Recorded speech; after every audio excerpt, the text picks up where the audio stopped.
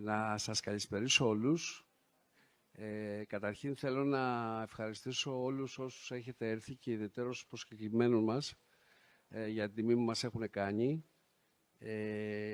Ο λόγος της σημερινής εκδήλωσης στα πλαίσια της Vertetech είναι να μπορέσουμε να δούμε και να δούμε τα προβλήματα που υπάρχουν στη χωροθέτηση των μικρών ηλεκτρικών.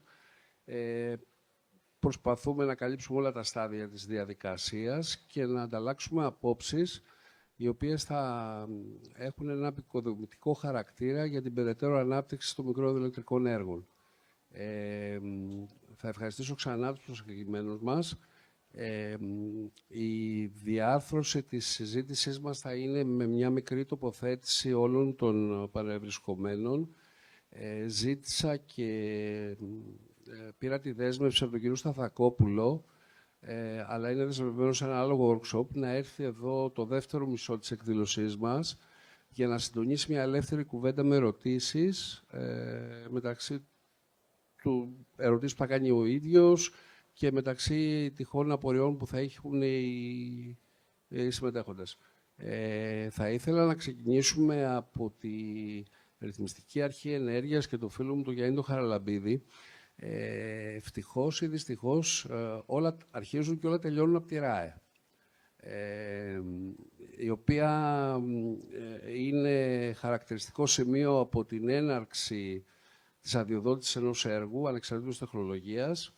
Μας συντροφεύει και εδώ και 25 χρόνια, 25 χρόνια, και θεωρώ ότι αποτελεί τον καθοριστικότερο παράγοντα για την χάραξη της ενεργειακής πολιτικής γενικότερα της διείσδυσης των ΑΠΕ στη χώρα και όχι μόνο των μικρών ηλεκτρικών. Να πω ότι η ΡΑΕ ήταν πάντα αρρωγός και σύμμαχος, γιατί έχει ως στόχο την ανάπτυξη των ΑΠΕ, βάζοντας κανόνες και προδιαγραφές με τις οποίες πρέπει να βαδίσουμε όλοι. Γιάννη, ο λόγος δικός σου. Καλησπέρα σας. Λέγομαι Γιάννης Χαραλαμπίδης. Νομίζω με ξέρετε περισσότεροι. Έχω την τύχη να είμαι από την αρχή της ίδρυσης της ΘΑΕ στη Ρυθμιστική Αρχή Ενέργειας και στο κομμάτι των αξιολογήσεων των έργων ΑΠΕ. Για τη χορήγηση άδειας παραγωγής και στη συνέχεια όλα τα έργα αυτά προχωράνε στη διαδικασία που απαιτείται. Η διαδικασία αξιολόγησης έχει περάσει από διάφορα στάδια όσον αφορά την αξιολόγηση των έργων, με την πολύ σκληρή σε μια περίοδο που αφορούσε την προκαταρκτική εξέταση από τη ΡΑΕ, την περιβαλλοντική αδειοδότηση και στην επιστροφή του φακέλου στη ΡΑΕ για να βγει η άδεια παραγωγής, μέχρι το πολύ απλό, το οποίο είναι σήμερα αυτό που ισχύει από το 2020 και μετά. Όσον αφορά αυτή τη στιγμή για τις βεβαιώσεις παραγωγού που έχουν εκδοθεί και είναι σε ισχύ αυτή τη στιγμή, βάσει των οποίων προχωράνε τα έργα για την υπόλοιπη περιβαλλοντική αδειοδότηση, όρους σύνδεσης κτλ. Έχουμε την μερίδα του λέοντος να συνεχίζει να είναι τα φωτοβολταϊκά, παρόλο που έχουν μειωθεί αρκετά, είχαν φτιάσει μια περίοδο γύρω στα 60 γίγα, τώρα είναι γύρω στα 45 γίγα. Τα υλικά ακολουθούν και παρατηρούμε ότι τα μικρά ηλεκτρικά είναι στην χαμηλότερη κατηγορία. Πλέον γύρω στο 1 γίγα, είχαν φτάσει λίγο παραπάνω, αυτή τη στιγμή είναι γύρω στο 1 γίγα. Πάντως, στην υλικά την τελευταία πενταετία, οι άδειες παραγωγικού είναι περίπου γύρω στο 1 γίγα. Εδώ είναι τα έργα που είναι σε λειτουργία διαχρονικά. Από το 2011 μέχρι το 2025, τον Οκτώβριο, που είναι τα τελευταία στοιχεία από τον ΔΑΠΕΠ. Βλέπουμε λοιπόν ότι αυτή τη στιγμή η μεγάλη μερίδα του λέοντος σε έργα τα οποία εγκαθίστανται κάθε χρόνο συνεχίζουν να είναι τα φωτοβολταϊκά, τα οποία χρόνο με το χρόνο έχουν μια αύξηση της τάξης των 1,5 με 2 γίγα. Τα αιωλικά ακολουθούν με μια κάμψη όσον αφορά το κομμάτι αυτό, δηλαδή βλέπουμε το 2020 και μετά έχουμε μια υπερκέραση των φωτοβολταϊκών όσον αφορά τα έργα σε λειτουργία. Τα μικρά ηλεκτρικά, όπως βλέπετε, διαχρονικά έχουν μια μικρή αύξηση από 205 ΜΒ το 2011 να έχουμε φτάσει σήμερα στα 412 ΜΒ, δηλαδή μια τάξη των 100 ΜΒ σε μια 15 ετία. Νούμερο το οποίο δεν είναι ιδιαίτερα υψηλό, θεωρώντας ότι δεν ήταν εκτός διαδικασιών αδειοδότησης, ανταγωνιστικών διαδικασιών για τη χορήγηση τιμής αναφοράς. Το περιβαλλοντικό πρόβλημα είχε βελτιωθεί όσον αφορά με τις τελευταίες εξελίξεις των περιβαλλοντικών θεμάτων. Παρ' όλα αυτά βλέπουμε ότι δεν υπήρξε μεγάλη θέρμανση της αγοράς των φωτοβολταϊκών, των μικρών υδροελεκτρικών. Σημαντικό επίσης είναι να βλέπουμε ότι αυτή τη στιγμή έχουν πάρει όρους σύνδεσης και είναι σε φάση να προχωρήσουν σε αντικατάσταση της κατασκευής γύρω στα 600 ΜΒ περίπου. Αν βλέπω καλά. Γύρω στα, όχι 600, γύρω στα 100 ΜΒ. Διαχρονικά οι αιτήσεις που αποβληθήκαν με το νέο πλαίσιο. Από το 2020 μέχρι σήμερα βλέπουμε ότι τα φωτοβολταϊκά, τα μικρά υδροελεκτρικά παραμένουν, ενώ στο 2020 είχαμε μια μεγάλη θέρμανση της αγοράς και είχαν υποβληθεί γύρω στα 100 ΜΒ. Βλέπουμε ότι πλέον το 2025 τα ΜΒ που υποβάλλονται είναι περίπου στα 7-7,5 ΜΒ ανά κύκλο. Με πολλές αιτήσεις με μικρή ισχύ. Μια ωραία διαφάνεια είναι αυτή. Εδώ είναι οι αιτήσεις από το 2020 που υποβληθήκαν στη ΡΑΕ όσον αφορά την ισχύ τους. Αν θυμάστε, στην αρχή, όταν εκδόθηκε το 2020 4685, με την απλή διαδικασία χορήγησης βεβαίως παραγωγού, είχε την υποχρέωση της εγγυητικής επιστολής για έργα πάνω από 1 ΜΒ. Βλέπουμε λοιπόν, στην αρχή μάλλον δεν υπήρχε καθόλου περιορισμός, ήταν χωρίς περιορισμό. Δεν υπήρχε υποχρέωση χορήγησης εγγυητικής επιστολής. Αυτή η υποχρέωση μπήκε το 2022. Βλέπουμε λοιπόν το 2022, κατευθείαν η πληθώρα των αιτήσεων που αποβληθήκαν το 2022 και μετά ήταν στην ισχύ των 1 ΜΒ. Ασχέτως του ρέματος που ήταν, ασχέτως του μήκους της διαδρομής του υδατορρέματος που είχε την εκμετάλλευση, βλέπουμε ότι οι περισσότερες αιτήσεις κλειδώναν στο 1 ΜΒ. Μετά έγινε μείωση της εγγυητικής επιστολής από το 1 ΜΒ στα 500 kW. Βλέπουμε λοιπόν ότι κατευθείαν έγινε μια τροποποίηση των αιτήσεων από το 1 ΜΒ στα 500 kW. Και το αποκορύφωμα είναι τώρα, το 2025 και μετά, που καταργήθηκε ο περιορισμός της εξαίρεσης, δηλαδή όλα τα έργα τα υποχρεωμένα να αποβάλουν εγγυητική επιστολή, και βλέπουμε λοιπόν ότι υποβάλλονται και αιτήσεις της τάξης των 51 kW. Όχι 50 που είναι εξαιρούμενοι, αλλά 50 kW για να πάρουν άδεια παραγωγής. Και είναι καθαρά ο λόγος, απλά και μόνο για να μπορέσουμε να κλειδώσουμε την περιοχή, να κλειδώσουμε το υδατορρέμα για μεταγενέστερη τροποποίηση, πώληση, δεν ξέρω τι. Πάντως, το γεγονός είναι ότι αυτή τη στιγμή όλο αυτό καταστρέφει τον κλάδο των μικρών υδροελεκτρικών. Διαχρονικά, όσον αφορά τις αξιολογήσεις των αιτήσεων, το 2000, με τον πρώτο νόμο 4685, τον πρώτο νόμο 3468, η αξιολόγηση των αιτήσεων είχε βάλει δύο βασικά κριτήρια για τα μικρά υδροελεκτρικά. Την βέλτιστη αξιοποίηση του υδάτινου δυναμικού, το ΒΕΑ που λέγαμε πάνω από 75%, και την ενεργειακή αξιοποίηση με πάνω από 30%, με ενεργειακή μελέτη, με καμπύλες διάρκειας παροχής, με αναλογία λεκανών, με μελέτες δηλαδή οι οποίες ήταν αρκετά σκληρές και αρκετά δύσκολες και είχε με αποτέλεσμα όσα έργα υποβάλλονταν και ήταν αξιόλογα να έχουν ικανοποιητικές μελέτες και κανονικές έργα τα οποία είχαν σχεδιαστεί κανονικά και ωραία. Αυτό άλλαξε με το 4685 και έχουμε πλέον τα βασικά κριτήρια που είναι κυρίως η κατάληψη θέσης περιοχής ενδιαφέροντος έτσι ώστε να μπορέσει να προχωρήσει στην ενεργειακή διαδικασία. Αυτό έχει δημιουργήσει τεράστια προβλήματα. Έχει δημιουργήσει προβλήματα να υποβάλλονται αιτήσεις οι οποίες είναι για ένα μεγάλο υδατόρρεμα και με μια μικρή ισχύ, απλά και μόνο για την κατάληψη θέσης. Να υποβάλλονται αιτήσεις που δεν έχουν ελεγχθεί τεχνοκονομικά και περιβαλλοντικά, απλά και μόνο για να πούμε ότι υποβάλλονται αιτήσεις. Επίσης, αυτές τις αιτήσεις η ΡΑΕ, δυστυχώς, επειδή τα κριτήρια καλύπτονται, δεν μπορεί να τις απορρίψει. Εφόσον δηλαδή είναι τα βασικά κριτήρια του νόμου, τα οποία είναι πολύ τυπικά, καλύπτονται από αυτές τις αιτήσεις και ακόμα και από αυτές τις αιτήσεις, η ΡΑΕ δεν μπορεί να τις απορρίψει. Έρχονται αιτήσεις οι οποίες επικαλύπτονται, έχουν πάρα πολλές επικαλύψεις και δεν προχωράει από τα έργα αυτά. Δηλαδή, το υδατόρρεμα το οποίο έχει μια επικάλυψη, επειδή η διαδικασία στιγμής αξιολόγησης είναι πολύ δύσκολη, όπως είναι στο 46-85 και στον κανονισμό, τα έργα αυτά πολύ δύσκολα μπορούν να προχωρήσουν σε μια διαδικασία. Δηλαδή, θα περάσουν 3 και 4 χρόνια και το υδατόρρεμα αυτό θα είναι κλεισμένο από τα δύο αυτά έργα, τα οποία, επειδή είναι και μικρής ισχύως, δεν έχουν μεγάλες επιπτώσεις όσον αφορά την εγγυητική επιστολή, παραμένουν έτσι. Δηλαδή, υπάρχουν επικαλύψεις το 2020 που ακόμα και σήμερα είναι στη διαδικασία των διαφόρων σταδίων σχετικής αξιολόγησης.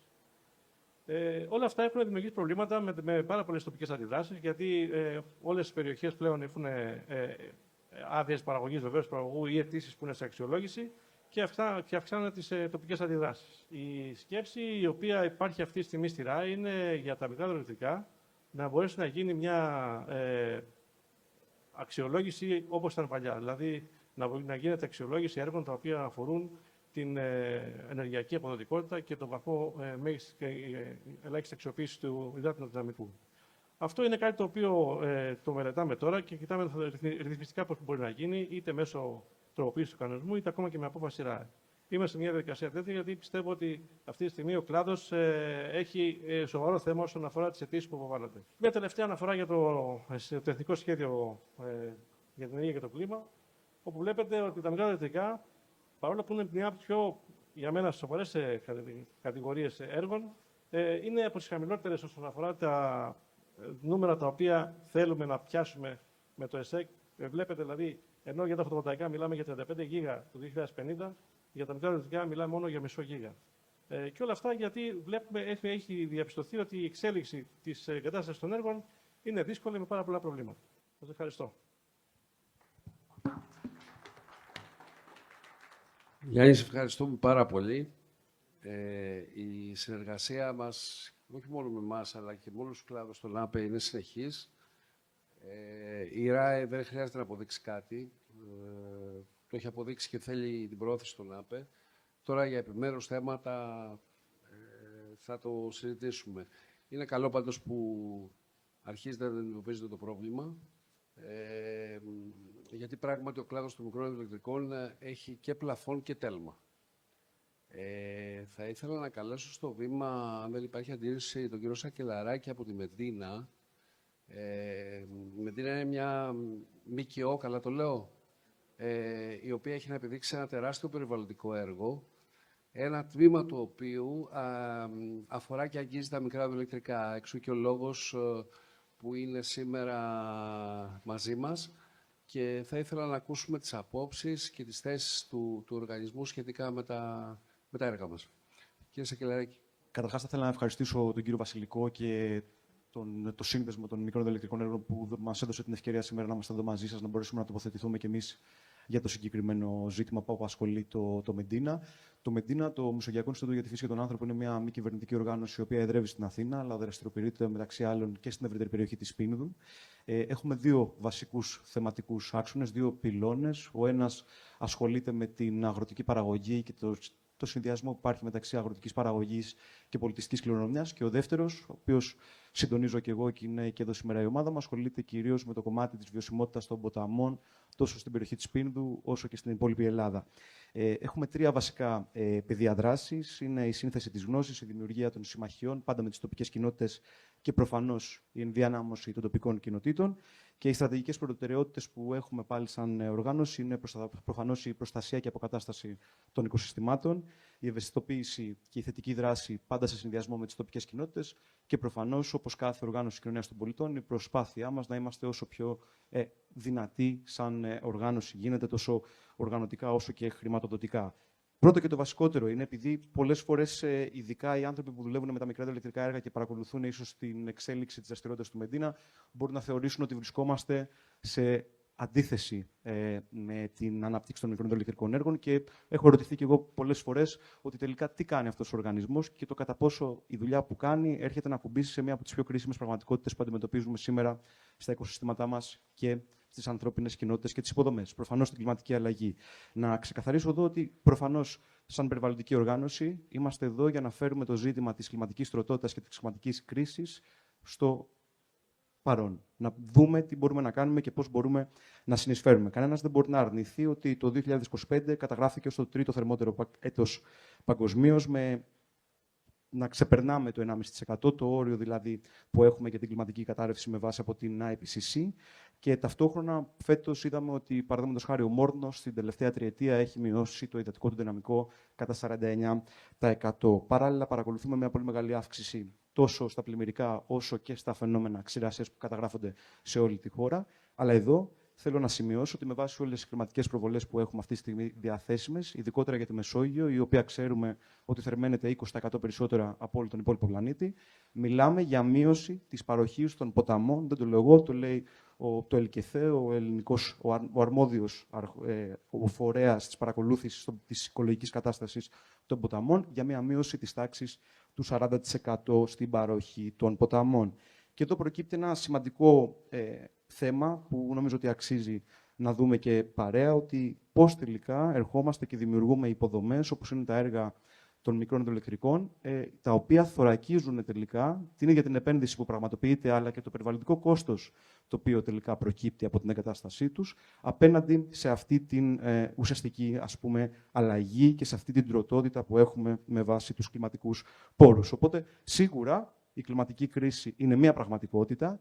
Κανένας περιβαλλοντικός επιστήμονας δεν λέει ότι δεν πρέπει να πάμε ταχαία σε μία όσο το δυνατόν πιο γρήγορη απεξάρτηση από τα ορυκτά καύσιμα και σε μια ενσωμάτωση στο ενεργειακό μας grid των ανανεώσιμων πηγών ενέργειας. Το ερώτημα είναι με ποιον τρόπο και πώς.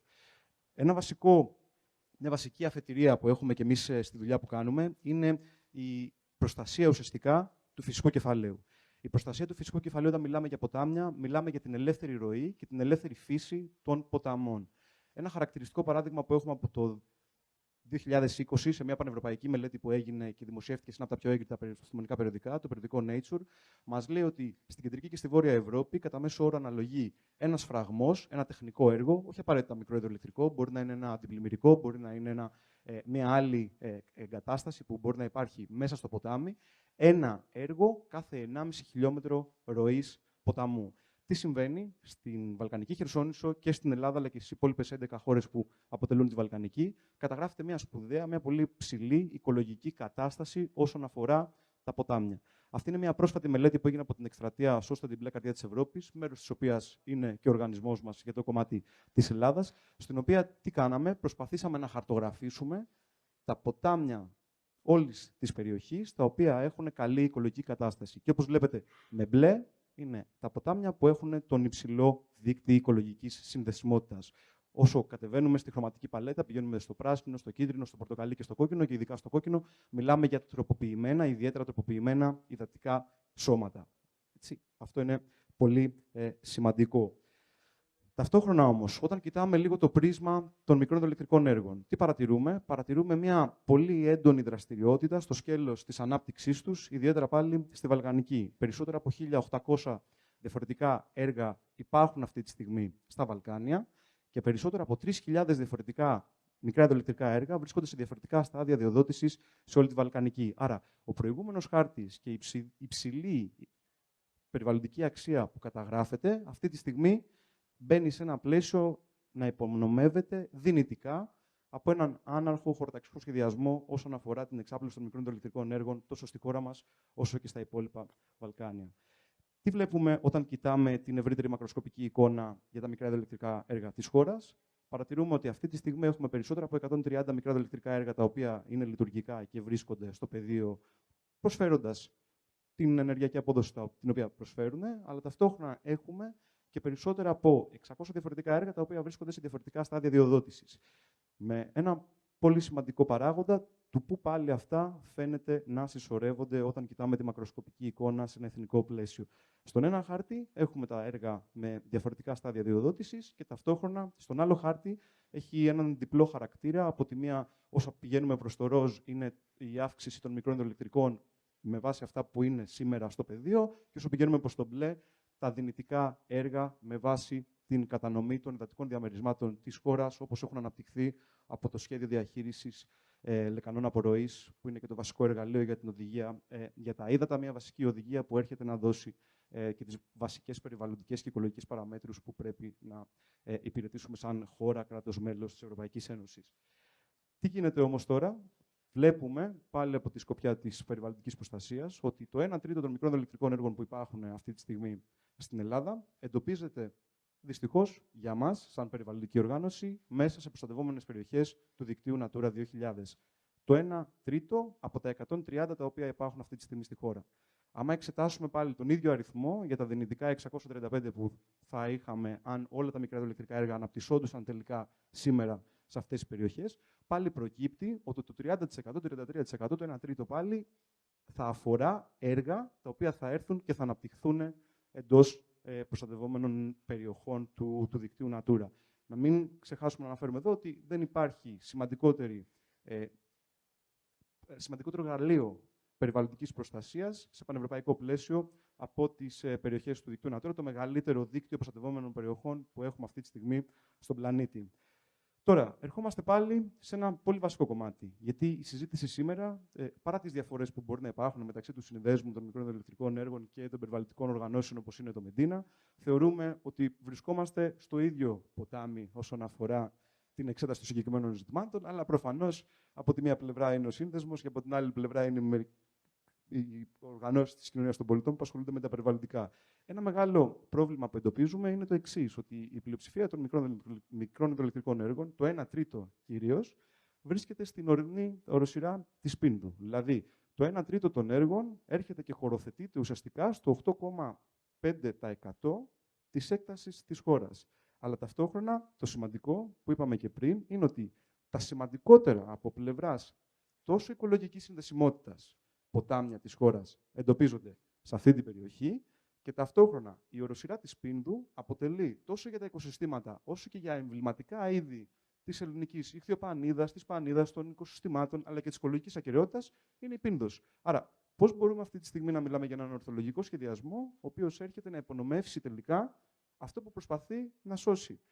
Όταν μιλάμε για το πλαίσιο της κλιματικής κατάρρευσης, το ερώτημα είναι διτό. Να προστατεύσουμε ταυτόχρονα τόσο τις ανθρώπινες κοινότητες, αλλά ταυτόχρονα η κλιματική κρίση έρχεται και ακουμπάει πάνω σε αυτό που μιλάμε ως κατάρρευση των οικοσυστημάτων και της βιοποικιλότητας.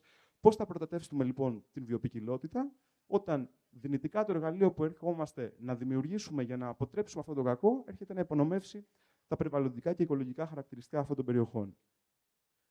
Για να προχωρήσω, ο συγκεκριμένος χάρτης πολύ σημαντικός. Σαν Μεντίνα, λοιπόν, δουλεύουμε στρατηγικά για περισσότερο από μία δεκαετία σε ένα από τα σημαντικότερα ποτάμια της χώρας. Ποιος ποταμός είναι αυτός? Είναι ο ποταμός Αός. Αυτός είναι ο Σαραντάμπορος, έχετε δίκιο, ο κύριος Βασιλικός, το κατάλαβε κατευθείαν. Ο Σαραντάμπορος είναι ο βασικός παραπόταμος του ΑΟ Βιώσα. Να μην ξεχάσουμε να αναφέρουμε εδώ ότι ο ΑΟΣ είναι ένας από τους λίγους ποταμούς οι οποίοι πηγάζουν από την Ελλάδα, αλλά εκβάρουν σε τρίτη χώρα. Ξεκινάει ουσιαστικά από την περιοχή του Μετσόβου, έρχεται, καταλήγει στα ελληνοαλβανικά σύνορα, μπαίνει στην Αλβανία, διανύει άλλα 200 χιλιόμετρα και εκβάλλει στην Αδριατική. Ο ΑΟΣ, ή Βιώσα όπως λέγεται στην Αλβανία, έχει χαρακτηριστεί ο τελευταίος ποταμός ελεύθερης ροής που έχουμε στη Βαλκανική Χερσόνησο και ένας από τους τελευταίους ποταμούς ελεύθερης ροής που έχουμε στη χώρα μας. Τι γίνεται τώρα? Όσο και ο ΑΟΣ και ο Σαραντάμπορος, ενώ έχουν αυτό το σπουδαίο οικολογικό χαρακτηριστικό, δεν έχει μεταβληθεί, δηλαδή η συνδεσιμότητα του υδρογραφικού δικτύου, δεν έχει σπάσει το δίκτυο σε διαφορετικά κομμάτια, όπως θα σπάσει με την εγκατάσταση ενός υδροελεκτρικού έργου, όπως θα σπάσει με την εγκατάσταση κάποιας άλλης τεχνικής κατασκευής που θα έρθει και θα διακόψει την ελεύθερη ροή. Δυστυχώς, ταυτόχρονα παρατηρούμε ότι υπονομεύεται. Υπονομεύεται γιατί? Γιατί ενώ διατηρεί αυτό το σημαντικό χαρακτηριστικό της ελεύθερης ροής, τόσο ο ΑΟΣ, ο Βοηδομάτης, όσο και ο Σαραντάπορος, έχουμε μια πολύ μεγάλη ανάπτυξη στο πλαίσιο των αδειοδοτήσεων κυρίως. Τα περισσότερα έργα αφορούν έργα που έχουν λάβει άδεια παραγωγής από μικρά ηλεκτρικά έργα. Το 8% πάλι των μικρών ηλεκτρικών έργων εντοπίζεται στη λεκάνη απορροής του σημαντικότερου ποταμού της χώρας μας. Το οποίο θεωρούμε ότι είναι αδόκιμο. Αδόκιμο τόσο για την περιβαλλοντική προστασία, όσο ίσως, αν και δεν είμαι ειδικός για να τοποθετηθώ για το συγκεκριμένο ζήτημα, για την κάλυψη των ενεργειακών αναγκών, έτσι όπως έχουν χαραχθεί και από το ίδιο το ΕΣΕΚ. Ευτυχώς και από την στιγμή που έχουμε ξεκινήσει και εμείς να δραστηριοποιούμαστε για το συγκεκριμένο ζήτημα και να το φέρουμε όσο το δυνατόν πιο ολοκληρωμένα στο προσκήνιο, τόσο με τη συλλογή επιστημονικών δεδομένων, με τη συνδρομή και με τη βοήθεια που μπορούμε και εμείς να παρέχουμε στις τοπικές κοινότητες, οι οποίες για τον έναν ή για τον άλλο λόγο μπορεί να βρίσκονται ενάντια στην εγκατάσταση μικρών υδροελεκτρικών, παρατηρούμε ένα αρνητικό trend και από τον Μάρτιο του 2023, συγχωρέστε με που το γράφημα είναι στα αγγλικά, από τον Μάρτιο του 2023 μέχρι τον Ιούλιο του 2025, επειδή παρακολουθούμε τα δεδομένα που παρέχονται και από την ΡΑΕ όταν προκύπτουν τα νέα ανανεωμένα δεδομένα, έχουμε ένα αρνητικό trend 25%. Ξεκινήσαμε από 49 αδείες σε διαφορετικά στάδια διοδότησης και έχουμε φτάσει σήμερα να έχουμε 36. Τι εντοπίζουμε σε αυτή την περιοχή? Εντοπίζουμε δύο βασικά πράγματα. Πάλι για να μιλήσουμε για το χωροταξικό σχεδιασμό. Από τη μία έχουμε το Εθνικό Πάρκο Βόρειας Πίνδου, το μεγαλύτερο εθνικό πάρκο προστατευόμενων περιοχών που έχουμε στη χώρα. Και στο βόρειο κομμάτι βλέπετε μια περιοχή του δικτύου Natura 2000. Ό,τι είναι με πράσινο είναι περιοχές Natura. Μέχρι πολύ πρόσφατα, μέχρι το 2023, είχαμε ένα πολύ μεγάλο κενό. Το κενό της κάλυψης του ωραίου ποταμού που είδαμε πριν, του Σαρανταπόρου. Ευτυχώς, βάσει και της δουλειάς που έχουμε κάνει και εμείς σαν οργανισμός και της συνεργασίας που υπάρχει τόσο των μη κυβερνητικών οργανώσεων με το Υπουργείο Περιβάλλοντος και Ενέργειας, δημιουργήθηκε για πρώτη φορά μια προστατευόμενη περιοχή, η οποία έρχεται να αναδείξει την προστασία και την ανάγκη για προστασία της ελεύθερης ροής του συγκεκριμένου μέρους. Το ΙΠΕΝ το 2024 εξέδωσε την πρώτη απόφαση για την ανακήρυξη ουσιαστικά του Σαρανταπόρου και ενός κομματιού του ΑΟ και του Βοηδομάτη ως προστατευόμενο τοπίο και προστατευόμενο φυσικό σχηματισμό και έδωσε για πρώτη φορά μια συγκεκριμένη περιοχή ως περιοχή υψηλής οικολογικής ακεραιότητας και προστασίας της ελεύθερης ροής, στην οποία απαγόρευσε την εγκατάσταση μικρών υδροελεκτρικών έργων και άλλων φραγμών που υπονομεύουν τελικά τα χαρακτηριστικά τους. Οπότε, συνοψίζοντας, για να μπορέσω και εγώ να κλείσω, νομίζω ότι το κομμάτι της δικιάς μας τοποθέτησης στο πλαίσιο της σημερινής συζήτησης αφορά κυρίως ένα βασικό σκέλος. Σίγουρα πρέπει να δούμε όσο το δυνατόν περισσότερες ΑΠΕ να ενσωματώνονται μέσα στο εθνικό grid. Αυτό δεν μπορεί να γίνεται όμως με θυσία στο κομμάτι της περιβαλλοντικής ακεραιότητας, της βιοποικιλότητας και των οικοσυστημάτων που υπάρχουν στις περιοχές υψηλής οικολογικής αξίας. Αυτό που θέλουμε να δούμε είναι την χαρτογράφηση των δυνητικών περιοχών, οι οποίες δεν θα έπρεπε για τον έναν ή τον άλλο λόγο να χωροθετούνται μικρά υδροελεκτρικά και να μπορέσουμε να έχουμε ένα ολοκληρωμένο πλαίσιο χωροταξικού σχεδιασμού, μία ανανέωση του χωροταξικού πλαισίου των ΑΠΕ, το οποίο είναι παροχημένο, είναι από το 2008 και δεν έχουμε σήμερα ένα νέο εργαλείο που να έρθει και να υποστηρίξει αυτή την ανάγκη και προφανώς να δούμε επιτέλους και από το Υπουργείο την ολοκλήρωση των ειδικών περιβαλλοντικών μελετών για το σύνολο των περιοχών Natura 2000, που θα έρθει και θα δώσει επιτέλους τη ζωνοποίηση πάνω στην οποία θα μπορέσει να έρθει να πατήσει και η ανάπτυξη των ανανεώσιμων πηγών ενέργειας. Οπότε, σας ευχαριστώ πάρα πολύ για την προσοχή σας και ευχαριστούμε πάρα πολύ τον κύριο Βασιλικό για την πρόσκληση. Να ευχαριστήσω τον κύριο Σακελαράκη. Η πρώτη παρατήρηση που θα κάνω είναι ότι ήταν απόλυτα ακριβής. Παρέθεσε κυριολεκτικά όλα τα κριτήρια με απόλυτη πιστότητα και καλύτερα από ό,τι θα την παρουσιάζαμε εμείς που είναι το αντικείμενό μας. Άρα σημαίνει ότι είναι πολύ διαβασμένος. Θα ήθελα να καλέσω στο βήμα τώρα τον κύριο Ηλία Παπά, ο οποίος είναι, θα το πω έτσι απλά, ειδικός στην αντιμετώπιση των επιπτώσεων των μικρών ηλεκτρικών σε περιοχές Natura, ο οποίος θα μας αναδείξει από τη μία τις επιπτώσεις που έχουν αυτά τα έργα στις προστατευόμενες περιοχές και από την άλλη θα μας αναδείξει και τους τρόπους που μπορούν να αντιμετωπιστούν. Κύριε Παπά. Καλησπέρα και από μένα.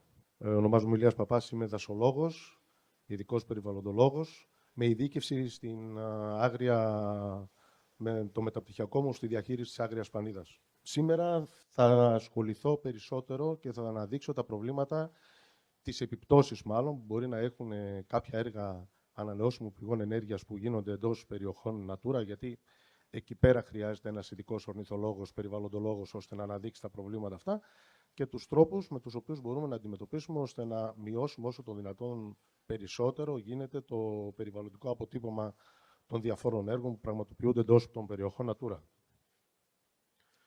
Όπως γνωρίζουμε όλοι μας, υπάρχει ένα εθνικό σχέδιο για την ενέργεια και το κλίμα, όπου μέχρι το 2030 θα πρέπει να φτάσουμε σε κάποιους εθνικούς στόχους, όπου θα πρέπει να μειωθεί η εξάρτηση από τα εισαγόμενα ορυκτά καύσιμα, να έχουμε αύξηση της συμμετοχής των ΑΠΕ στο ενεργειακό μείγμα και μείωση των εκπομπών του διοξιδίου του άνθρακα.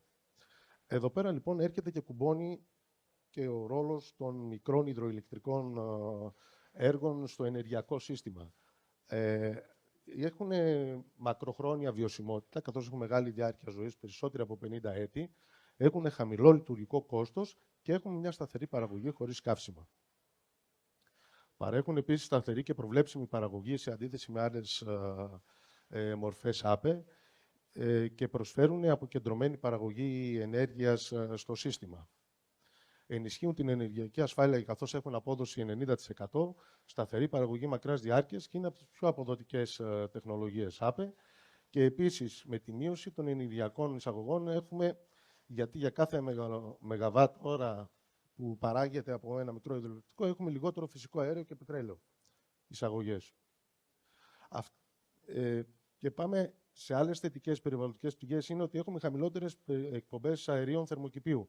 Δηλαδή η υδροηλεκτρική ενέργεια, και εδώ πέρα περιλαμβάνω όχι μόνο τα μικρά υδροηλεκτρικά, αλλά όλα τα φράγματα, τα μεγάλα κτλ. Οι εκπομπές αερίων είναι 1 με 30 γραμμάρια διοξιδίου, ενώ σε αντίθεση με τους θερμικούς σταθμούς, οι οποίοι είναι πάνω από 400 γραμμάρια.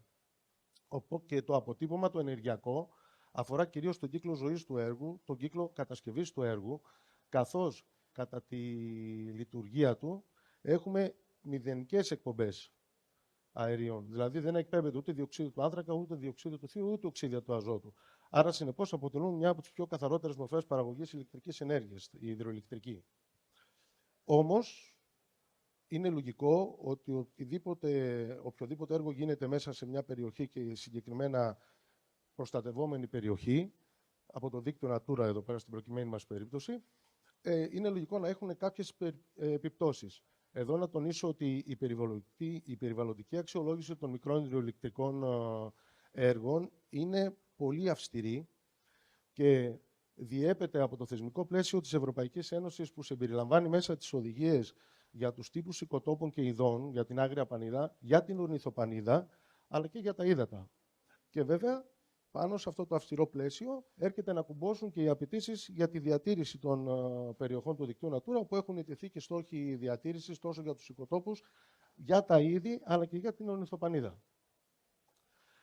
Όπως είπαμε λοιπόν εδώ πέρα, θα κάνουμε μια αποτύπωση των βασικών πιέσεων που έχουμε στους τύπους οικοτόπων, στην ορνηθοπανίδα και στην πανίδα γενικότερα, όπου είναι η ηχθιοπανίδα, τα αμφίβια, τα ερπετά και τα θηλαστικά. Και ταυτόχρονα θα παρουσιάσουμε στο τέλος μια παρουσίαση μέτρων, όπου ερχόμαστε να μετριάσουμε τις επιπτώσεις και τι πρακτικές μπορούμε να χρησιμοποιήσουμε. Στους τύπους οικοτόπων, επειδή τα υδροηλεκτρικά είναι σε παραποτάμια οικοσυστήματα, έχουμε κάποιες πιέσεις στους υδρόβιους οικότοπους. Όταν εννοώ υδρόβιους οικότοπους, αναφέρομαι στα ρέοντα ύδατα, όπου έχουμε μείωση του βάθους και της ταχύτητας ροής, αλλαγή στη διεύθυνση της στη σύνθεση της υδρόβιας βλάστης και υποβάθμιση των μικροενδιατημάτων μακροσπονδύλων. Η ένταση της επίπτωσης, βέβαια, εδώ πέρα εξαρτάται από την εφαρμογή επαρκούς οικολογικής παροχής. Θα προσθέσουμε μέτρα παρακάτω για το πώς αντιμετωπίζεται, και από τη φυσική δυναμική του ποταμού. Οι παρόκτοι οικότοποι, όπου είναι και αυτοί σημαντικοί, καθώς οι παρεμβάσεις για την κατασκευή ενός υδροηλεκτρικού μπορούν να επιφέρουν τοπική αποψήλωση, διατάραξη του ριζικού συστήματος και αυξημένη διάβρωση των βρανών, και οι παρόκτοι οικότοποι λειτουργούν ως κρίσιμη οικολογική διάδρομη και καταφύγια άγριας πανίδας, και κυρίως για τα είδη τα οποία δραστηριοποιούνται στα παραποτάμια συστήματα. Έχουμε υδρομορφολογικές και ζυματολογικές μεταβολές, με παγίδευση φερτών υλικών, αλλαγή της κοκκομετρικής σύνθεσης του υποστρώματος και τοπική διάβρωση στα κατάντη. Οι μεταβολές αυτές επηρεάζουν τη δομή και τη λειτουργία των παραποτάμιων οικοσυστημάτων και όχι γενικά της περιοχής του δικτύου Natura. Επίσης, τώρα πάμε στις πιέσεις που μπορεί να δέχεται η ορνηθοπανίδα. Η ορνηθοπανίδα ίσως είναι η κατηγορία η οποία δέχεται τις λιγότερες πιέσεις σε σχέση με όλες τις άλλες ΑΠΕ που κατασκευάζονται μέσα σε περιοχές Natura. Οπότε, μπορεί να έχουμε μεταβολή των ενδιατημάτων, όπου η υδρολογική αλλαγή μπορεί να επηρεάσει τις θέσεις τροφοληψίας κυρίως των παριδάτιων ειδών, τη φωλαιοποίηση στα πρανή και τη διαθεσιμότητα της υδρόβιας λίας. Δηλαδή, την τροφή την οποία αναζητούν τα είδη της ορνηθοπανίδας στα ποτάμια. Γι' αυτό αναφέρομαι κάτω ότι είναι και είδη που εξαρτώνται από τη φυσική ροή και τη βιοποικιλότητα του υδάτινου οικοσυστήματος. Κατά τη φάση της κατασκευής των έργων, ίσως είναι οι πιέσεις που δέχονται επιτοπλίστων η ορνηθοπανίδα και αφορά από το θόρυβο, από την αυξημένη ανθρώπινη δραστηριότητα, γιατί όπως το καταλαβαίνουμε, για να πραγματοποιηθεί ένα έργο πρέπει να υπάρχουν μηχανήματα, κόσμος που δουλεύει κτλ. Και αυτό θα οδηγήσει σε μια προσωρινή απομάκρυνση των ειδών, διότι η ορνηθοπανίδα έχει την ικανότητα να επανέρχεται πάλι στις ίδιες περιοχές από τη στιγμή που θα πάψει η όχληση και φυσικά από τη στιγμή που θα εφαρμοστούν και μέτρα μετριασμού, όπως είναι η αποκατάσταση των περιοχών, ώστε να τους δώσει το ερέθισμα να ξαναγυρίσουν πίσω. Και από όλα αυτά έρχονται και οι έμεσες τροφικές επιπτώσεις, όπως είπαμε, και στους τύπους οικοτόπων, όπου επηρεάζουν συνήθως τα ιχθυοφάγα και τα οντομοφάγα πτηνά, τα οποία δραστηριοποιούνται δίπλα στους παραποτάμιους οικοτόπους. Και εδώ πέρα να τονίσω ότι αυτές οι επιπτώσεις είναι κυρίως τοπικές, δεν αφορούν όλη την περιοχή, είναι τοπικές εκεί πέρα που γίνεται το έργο και βραχυπρόθεσμες εφόσον εφαρμοστούν τα μέτρα περιορισμού των επιπτώσεων. Τώρα, όσον αφορά την υπόλοιπη ιχθυοπανίδα, σημαντική είναι η όκληση, όπως καταλαβαίνουμε, που μπορεί να γίνει στην ιχθυοπανίδα. Και αυτές οι πιέσεις περιλαμβάνουν διακοπή της οικολογικής συνέχειας, αλλαγή του θερμοκρασιακού καθεστώτος και μεταβολή των θέσεων ενεργείας της ιχθυοπανίδας. Είδη που είναι ιδιαίτερα ευαίσθητα σε φραγμούς, χωρίς να πάρθουν τα κατάλληλα μέτρα, είναι όπως η πέστροφα και το χέλι. Και πάμε τώρα στη λοιπή πανίδα αμφίβια και ερπετά. Εδώ πέρα η μεταβολή των εποχικών πλημμυρών μπορεί να επηρεάσει τους μικρούς εποχικούς υγροτόπους, όπου εκεί πέρα υπάρχουν θέσεις αναπαραγωγής και τη διασυνδεσιμότητα των μικροενεργειακών μεταξύ τους. Και πάμε τώρα στα θηλαστικά των υγροτοπικών περιοχών, όπου το κυριότερο είδος που εμφανίζεται είναι η βύδρα, ένα πολύ σημαντικό είδος για τα ποτάμια και συγκεκριμένα για την Ελλάδα, τα οποία εξαρτώνται από τα παραποτάμια οικοσυστήματα για την ικανοποίηση των βιολογικών τους αναγκών. Και όταν λέμε βιολογικές ανάγκες, εννοούμε τη φωλεοποίηση, την τροφοληψία και την κάλυψη. Η παρουσία της βύδρας στα ποτάμια μας υποδηλώνει και την καλή οικολογική κατάσταση των υδατικών οικοσυστημάτων. Και τέλος, να κλείσω με τις σωρευτικές επιπτώσεις που μπορεί να έχουν στο περιβάλλον. Και εδώ πέρα αναφερόμαστε σε επίπεδο λεκάνης απορροής και σε περιπτώσεις συγκέντρωσης πολλών μικρών υδροηλεκτρικών έργων στις λεκάνες αυτές.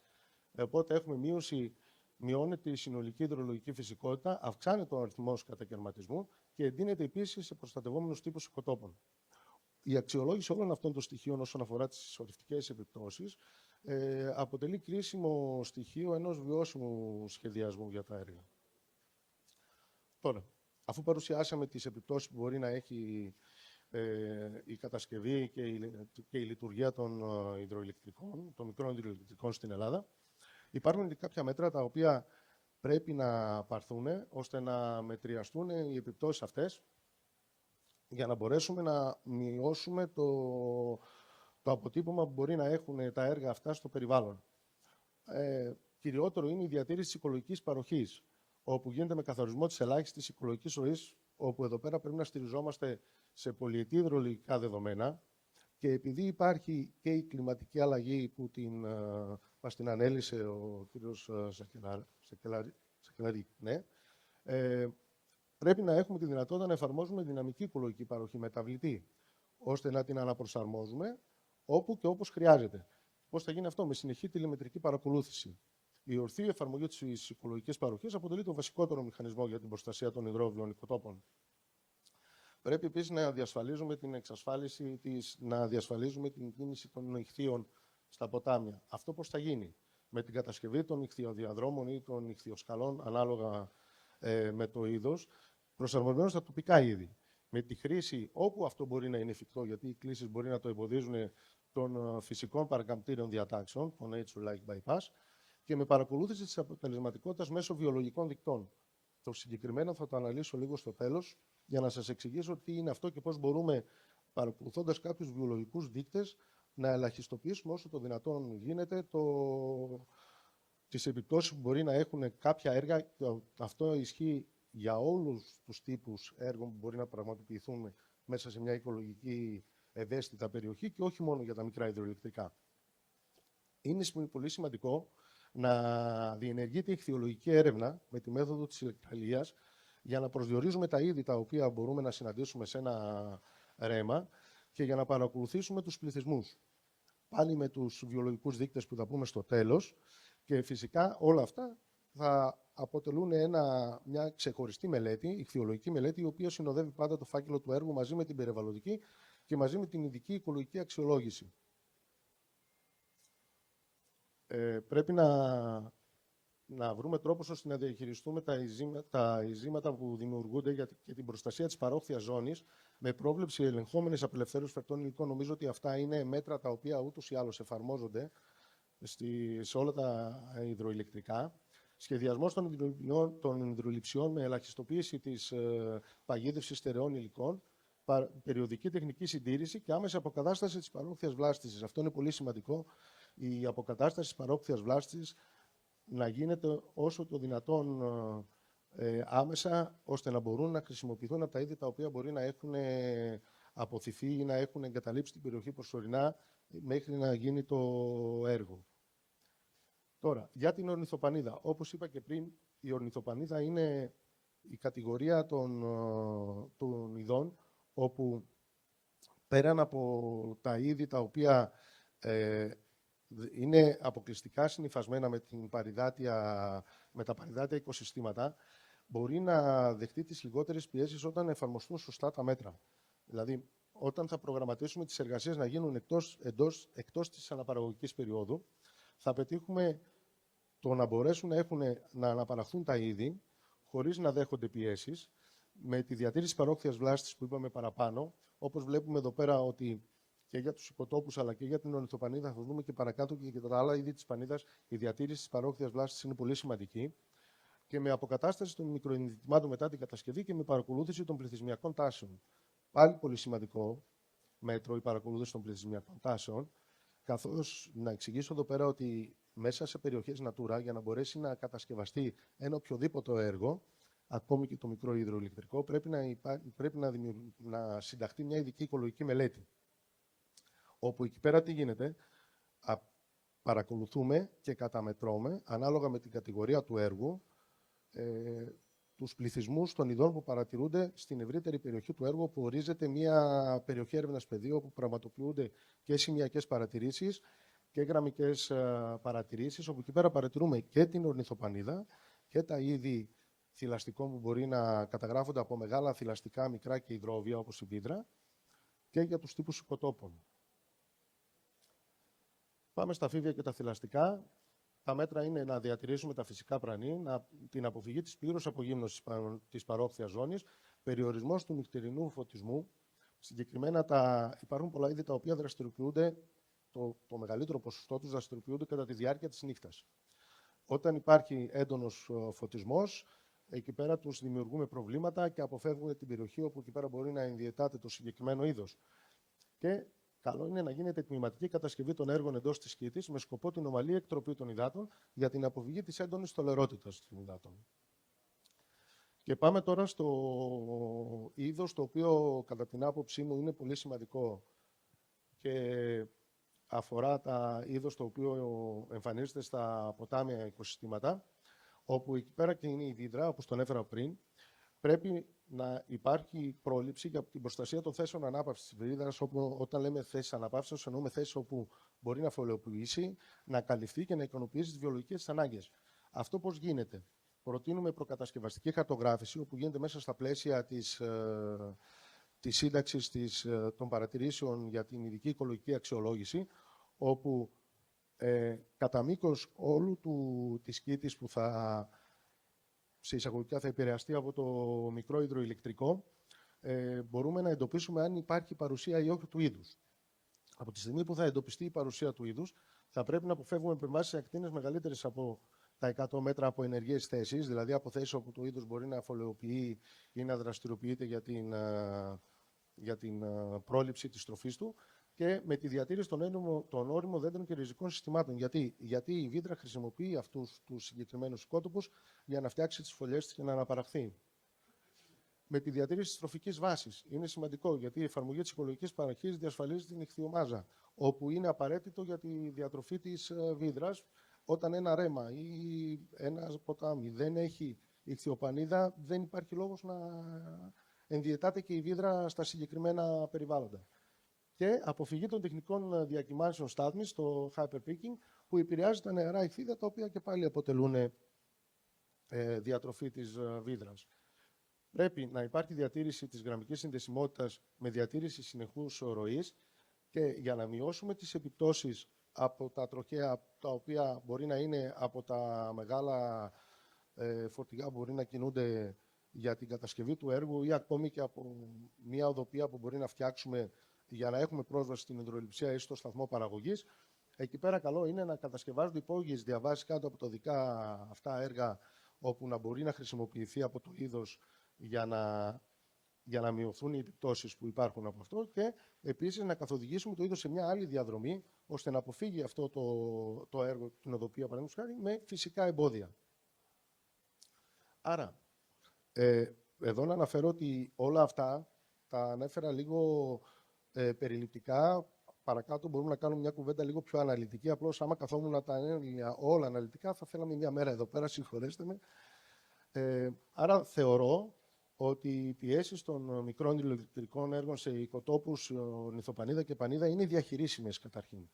Είναι διαχειρίσιμες όταν γίνονται με ορθό σχεδιασμό και με παρακολούθηση των ειδών. Εντοπίζονται κυρίως σε υδρόβια και παρόχθια συστήματα. Είναι λογικό αυτό, γιατί μιλάμε για μικρά υδροηλεκτρικά είδη, τα οποία είναι σε παραποτάμια οικοσυστήματα και σχετίζονται περισσότερο με τις υδρολογικές μεταβολές και με τον κατακαιρματισμό. Άρα μπορούν να συνυπάρχουν με τη βιοποικιλότητα και να συμβάλλουν ουσιαστικά στην ενεργειακή μετάβαση. Συνεπώς, τα ΜΜΕ, όπως είπαμε, μπορούμε να λειτουργήσουν με περιορισμένη και αναστρέψιμη περιβαλλοντική επιβάρυνση, αλλά είναι σημαντικό να γίνονται με τα σωστά μέτρα και να συμβάλλουν ταυτόχρονα στην παραγωγή της ανανεώσιμης ενέργειας χαμηλού ανθρακικού αποτυπώματος. Τώρα, υπάρχουν και σας είπα πριν ότι θα σας μιλήσω και θα σας πω κάποια λόγια για τους βιολογικούς δείκτες. Τι είναι οι βιολογικοί δείκτες? Υπάρχουν δείκτες οι οποίοι μετράνε τα αποτελέσματα των μέτρων, όπου εκεί πέρα αφορούν τα ύδατα, όπου εκεί πέρα είναι άλλοι επιστήμονες κατάλληλοι για να μετρήσουν αυτούς τους δείκτες και να αποφανθούν για την οικολογική παροχή κτλ. Αλλά υπάρχουν άλλοι δείκτες βιολογικοί. Τι είναι? Είναι οι οργανισμοί και τα είδη τα οποία δραστηριοποιούνται γύρω-γύρω στην περιοχή που θα γίνει το έργο. Άρα είναι η Ιχθυοπανίδα, είναι η Ορνηθοπανίδα, είναι και τα είδη της Πανίδας. Τα θηλαστικά, τα μεγάλα, τα μικρά και τα παριδάτια. Αυτό σημαίνει ότι θα πρέπει πριν την κατασκευή κάθε έργου σε αυτές τις ειδικές ευαίσθητες περιοχές, τις περιοχές Natura, γίνεται από όλους τους φορείς η ειδική οικολογική αξιολόγηση από κατάλληλους επιστήμονες. Θα πρέπει το μέτρο αυτό, οι περισσότεροι το εφαρμόζουν, να εφαρμοστεί και μετά, για 1 με 2 χρονιές τουλάχιστον, για να μπορούμε να συγκρίνουμε τα αποτελέσματα της παρακολούθησης πριν το έργο και μετά το έργο. Έτσι θα μπορέσουμε να επέμβουμε σε πολλές, εάν χρειαστεί βέβαια, έτσι. Γιατί εάν τα αποτελέσματα, ακολουθώντας την ίδια μεθοδολογία, μας δείξουν ότι δεν υπάρχει σημαντική όχληση, δεν χρειάζεται να γίνει κάποια επέμβαση. Αλλά παρατηρώντας αυτούς τους δείκτες, θα μπορέσουμε ουσιαστικά να επέμβουμε και να βελτιώσουμε μια αστοχία, ώστε να μην έρθουμε μετά από πολλά χρόνια και ψαχνόμαστε να δούμε τι πήγε στραβά. Μπορούμε να το διορθώσουμε από την αρχή και να μην έχουμε πρόβλημα με τη συμβίωση σε εισαγωγικά των έργων με το περιβάλλον. Σας ευχαριστώ πολύ. Να ευχαριστήσουμε τον κύριο Ηλία Παπά. Πω δύσκολη διαδότηση των ηλεκτρικών, έτσι. Θα αρχίσω να ασχολούμαι με φωτοβολταϊκά. Θα μου δώσετε την ευκαιρία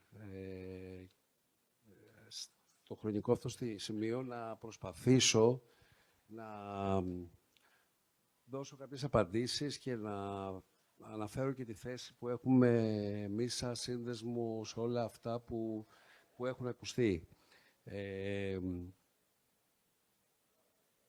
Καταρχήν, να πω πράγματα που γνωρίζετε. Τα μικρά υδροηλεκτρικά είναι η πιο όριμη, αξιόπιστη, περιβαλλοντικά φιλική τεχνολογία λόγω της κυρίως διάρκειας ζωής και ιδίως προσφέρουν στοιχεία που λείπουν από το σημερινό μείγμα, όπως αξιοπιστία, σταθερότητα, ασφάλεια εφοδιασμού και εγχώρια προστιθέμενη αξία. Δεν νοείται ενεργειακό σύστημα σε μια χώρα χωρίς έργα υδροελεκτρικά που μπορούν να καλύψουν φορτία βάσης και αιχμής. Απ' την άλλη, τα έργα μας και όλοι όσοι ασχολούμαστε με αυτό θεωρούμε ότι είναι άρρηκτα συνδεμένα με το περιβάλλον, αλλά και τη διαχείριση των υδάτων. Παράλληλα, οι πρόσφατες καταστροφές που έχουμε βιώσει δείχνουν ότι, αλλά και παλιότερες μελέτες, δείχνουν ότι δεν νοείται να μην αξιοποιείται ένας υδάτινος πόρος πολλαπλά. Η πολλαπλή και ολοκληρωμένη αξιοποίηση των υδάτων είναι επιβεβλημένη. Άρα πρέπει οποιοδήποτε έργο γίνεται κάπου να εκτελεί πολλές χρήσεις. Η ενέργεια είναι μία από αυτές. Είναι η ίδρυυση, η άρδευση, η αντιμετωπική προστασία, είναι έργα τουριστικής αξιοποίησης. Γενικότερα πρέπει να ξεζουμίζουμε, να το πω έτσι, τον υδάτινο πόρο από τη στιγμή που επεμβαίνουμε σε αυτόν. Τέλος, καθαρά ενεργειακά, δεν νοείται ένα ενεργειακό σύστημα με μονοκαλλιέργεια τεχνολογιών. Θα πρέπει να στηρίζεται στις εγχώριες πηγές που έχει κάθε χώρα, που σέβονται φυσικά το περιβάλλον και η λογική ότι να αξιοποιούμε μόνο συγκεκριμένες τεχνολογίες είναι ένα άλλο είδους φαινόμενο NIMBY, not in my backyard. Δηλαδή, όλες οι τεχνολογίες έχουν επιπτώσεις, άρα δεν μπορούμε να το χρησιμοποιούμε ως επιχείρημα. Να δούμε λίγο την πραγματική κατάσταση των μικροηλεκτρικών στη χώρα, γιατί όλα όσα ακούγονται καμιά φορά είναι και ευχολόγια. Ο κλάδος μας έχει μια τρομερή ανάπτυξη μέχρι το 2011. Μέχρι τότε είχαμε καταφέρει και είχαμε φτιάξει 200 πλάς ΜΒ. Το 2011 αναθεωρήθηκε για μας και μόνο το ειδικό χωροταξικό για τη ΣΑΠΕ, άρα είναι λίγο πιο επίκαιρο. Με τα πρόσθετα κριτήρια για τα μικρά υδροηλεκτρικά που αφορούν φέρουσα ικανότητα, αφορούν αποστάσεις έργων, αφορούν... Γενικότερα η ζωή μας έγινε πάρα πολύ δύσκολη. Εκ των υστέρων, τότε είχαμε αντιδράσει, εκ των υστέρων φάνηκε ότι αυτό το κριτήριο ήταν λογικό, γιατί προέβλεψε μια ανεξέλεκτη κατάσταση που βιώνουμε σήμερα. Παρ' όλα αυτά, όμως, μπορούμε να δούμε ότι από το 2011 και μετά η ανάπτυξή μας έχει περιοριστεί σε μηδενικούς ρυθμούς. Όπως βλέπετε με τα μπλε τετράγωνα, οι ρυθμοί ανάπτυξη του υδροηλεκτρικού από το 2011 και μετά είναι από το 0 έως το 10 με εξαιρέσεις. Πράγμα που σημαίνει ότι πραγματικά έχουμε τεράστια προβλήματα στην ανάπτυξη των έργων. Τι έχουμε σήμερα? Έχουμε 164 έργα, 303 ΜΒ το βγάλα εγώ Γιάννη, 312 το έχεις βγάλει εσύ, δεν έχει αλλάξει, δεν αλλάζει κάτι. Που αν το μεταφράσουμε σε καταλαμβανόμενη κήτη, είναι της τάξης των 400 με 450 χιλιόμετρων. Ένα μέσο μήκος εκτροπής ενός μικρού υδροηλεκτρικού είναι 2 με 2,5 χιλιόμετρα. Άρα, η επίδραση που έχει, συνολικά ο κλάδος μας στη χώρα στα μικρά υδροηλεκτρικά είναι 450 χιλιόμετρα. Παρένθεση, αυτή η εκτροπή είναι σε ορεινά ρέματα, δεν είναι σε κύριο ορού ποταμών. Για ευνόητους λόγους, γιατί η χαμηλή πτώση είναι ακριβή, είναι δύσκολη, απαιτεί ταμιευτήρες κλπ. Γενικότερα το 95% των έργων σε ορεινά ρέματα. Και κυρίως και ιδιαίτερα σε ρέματα που μπορεί να μην καταγράφονται καν σαν υδάτινα σώματα στα σχέδια διαχείρισης. Απ' την άλλη, τα τελευταία 13 χρόνια έχουμε κατασκευάσει μόνο 64 έργα. Μήκος εκτροπής, 180 χιλιόμετρα. Τα αναφέρω τα νούμερα μόνο και μόνο για να καταλάβουμε ποιο είναι το αποτύπωμά μας και πόσο θα μπορούσαν να επιβαρυνθούν και να κατηγορηθούν τα μικρά υδροηλεκτρικά σε επιπτώσεις που προκαλούνται από κατακαιρματισμό ρεμάτων. Απ' την άλλη, έχουμε μια στρεβλή εικόνα. Έχουμε 634 έβγαλα εγώ, Γιάννη, αλλά έχω στοιχεία του Νοεμβρίου, εσύ φαντάζομαι έχεις περισσότερα. 634 βεβαιώσεις συνολικά με τα λειτουργία μέσα. Αυτή η εικόνα είναι στρεβλή. Από την απλοποίηση της διαδικασίας και έκτοτε, τα έργα που κατατίθενται δεν πληρούν κριτήρια, και ειδικά τα κριτήρια του ειδικού χωροταξικού. Δεν μιλάμε για ενεργειακά και αποδοτικά κριτήρια, μιλάμε καθαρά για περιβαλλοντικά κριτήρια. Αυτή η στρέβλωση, δυστυχώς, έχει επιτραπεί με το νομοθετικό πλαίσιο. Έχουμε κάνει αλλεπάλληλες επιστολές στην Ρυθμιστική Αρχή Ενέργειας και στο Υπουργείο για να μαζευτεί λίγο αυτό το θέμα, διότι δίνει μια πλασματική εικόνα. Αριστερά είναι τα λειτουργία, δεξιά είναι οι άδειες παραγωγής. Είναι το ίδιο σχήμα περίπου που παρουσίασε ο κ. Σαλακελαράκης, με μια διαφορά. Από αυτά τα 500 περίπου έργα, ούτε τα μισά δεν πληρούν τα κριτήρια του ειδικού χωροταξικού. Αν επομένως ξεκινήσουμε να βάζουμε φίλτρα στην αδειοδότηση ενός μικρού υδροηλεκτρικού, γιατί το έχω ζήσει πάρα πολλά χρόνια, τα μισά δεν θα προχωρήσουν καθόλου εξ αρχής. Τα άλλα μισά θα κοπούνε, το άλλο 25% θα κοπούνε για άλλους περιβαλλοντικούς λόγους. Άρα ευελπιστούμε, αν μπορέσουμε, το 1/3 ή το 1/4 των βεβαιώσεων παραγωγού να γίνουν έργα. Τι θέλουμε, τι λέμε και τι θεωρούμε ότι μπορεί να γίνει στην Ελλάδα. Η Ευρώπη έχει αξιοποιήσει το μεγαλύτερο ποσοστό του μικροδιοικητικού δυναμικού που έχει, πάνω από το 70%. Κάποιες χώρες ετοιμάζουν να εξαντλήσουν αυτό το περιθώριο με καινούργια έργα. Το ίδιο συμβαίνει και στα Βαλκάνια, τα οποία είχαν μείνει λίγο πίσω. Έχουν ήδη 2.000 έργα, περίπου 50% αξιοποίηση και ετοιμάζονται να το πάνε στο 100% με όλα τα προβλεπόμενα έργα. Η Ελλάδα έχει 164 έργα που και έχει αξιοποιήσει το 10 με 15% του υδροδυναμικού. Στην Ελλάδα μας προφταίνουν οι ευρωπαϊκές οδηγίες με μια διαφορά με τις υπόλοιπες χώρες, οι οποίες αξιοποίησαν το νερό πριν από οποιαδήποτε άλλη τεχνολογία. Εμείς δεν προλάβαμε να το αξιοποιήσουμε, είμαστε σε πολύ χαμηλό στάδιο. Και φυσικά ξέρουμε ότι δεν θα μπορέσουμε να το εξαντλήσουμε.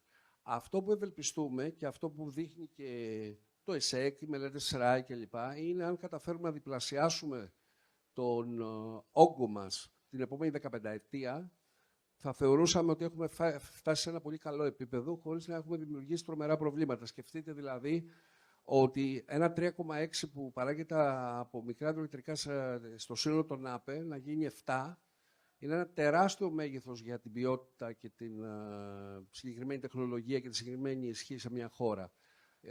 Μιλάμε για φορτίο βάσης, μιλάμε για σταθερότητα, δεν μιλάμε για διακυμάνσεις, δεν μιλάμε για περικοπές, δεν μιλάμε για οτιδήποτε άλλο. Αυτό θεωρούμε ότι είναι και το μέγιστο. Άρα, ας βγάλουμε από την εικόνα τα 500 έργα. Δεν πρόκειται να γίνουν ποτέ. Να είμαστε ρεαλιστές. Άρα, πρέπει να αντιμετωπίσουμε την κατασκευή ενός αντίστοιχου αριθμού έργων για τα επόμενα 15 χρόνια. Και αυτά τα έργα, στο πλήθος των έργων που έχουν κατασκευαστεί, θεωρούμε ότι μπορούν να ενταχθούν πάρα πολύ καλά περιβαλλοντικά. Και εδώ αναφέρονται και κάποια πράγματα τα οποία, επειδή τα ακούμε και επειδή δεν μας αρέσουν και διαφωνούμε, θέλουμε να πούμε, ας το πούμε, το παράπονό μας. Όπως είπα και πριν, τα τελευταία 13 χρόνια αντιλαμβάνομαι το θέμα με τα Βαλκάνια, 2.500 χιλιόμετρα, σε μια περιοχή που φτιάχνει πάρα πολλά καινούργια έργα. Ναι, αλλά θέλω να δούμε τη χώρα μας. Η χώρα μας έβαλε 64 έργα μέσα σε 13 χρόνια. Αυτό είναι 150 χιλιόμετρα. Μια πρόσφατη μελέτη που είδα από τη Μεντίνα είναι ότι αν άρουμε τα φράγματα του Σαραντάπορου, τα οποία δεν οφείλονται σε υδροηλεκτρικά, θα και δώσουμε 400 χιλιόμετρα. Άρα όλο το αποτύπωμα των μικρών υδροηλεκτρικών θα αρθεί με μια επέμβαση στο Σαραντάπορο.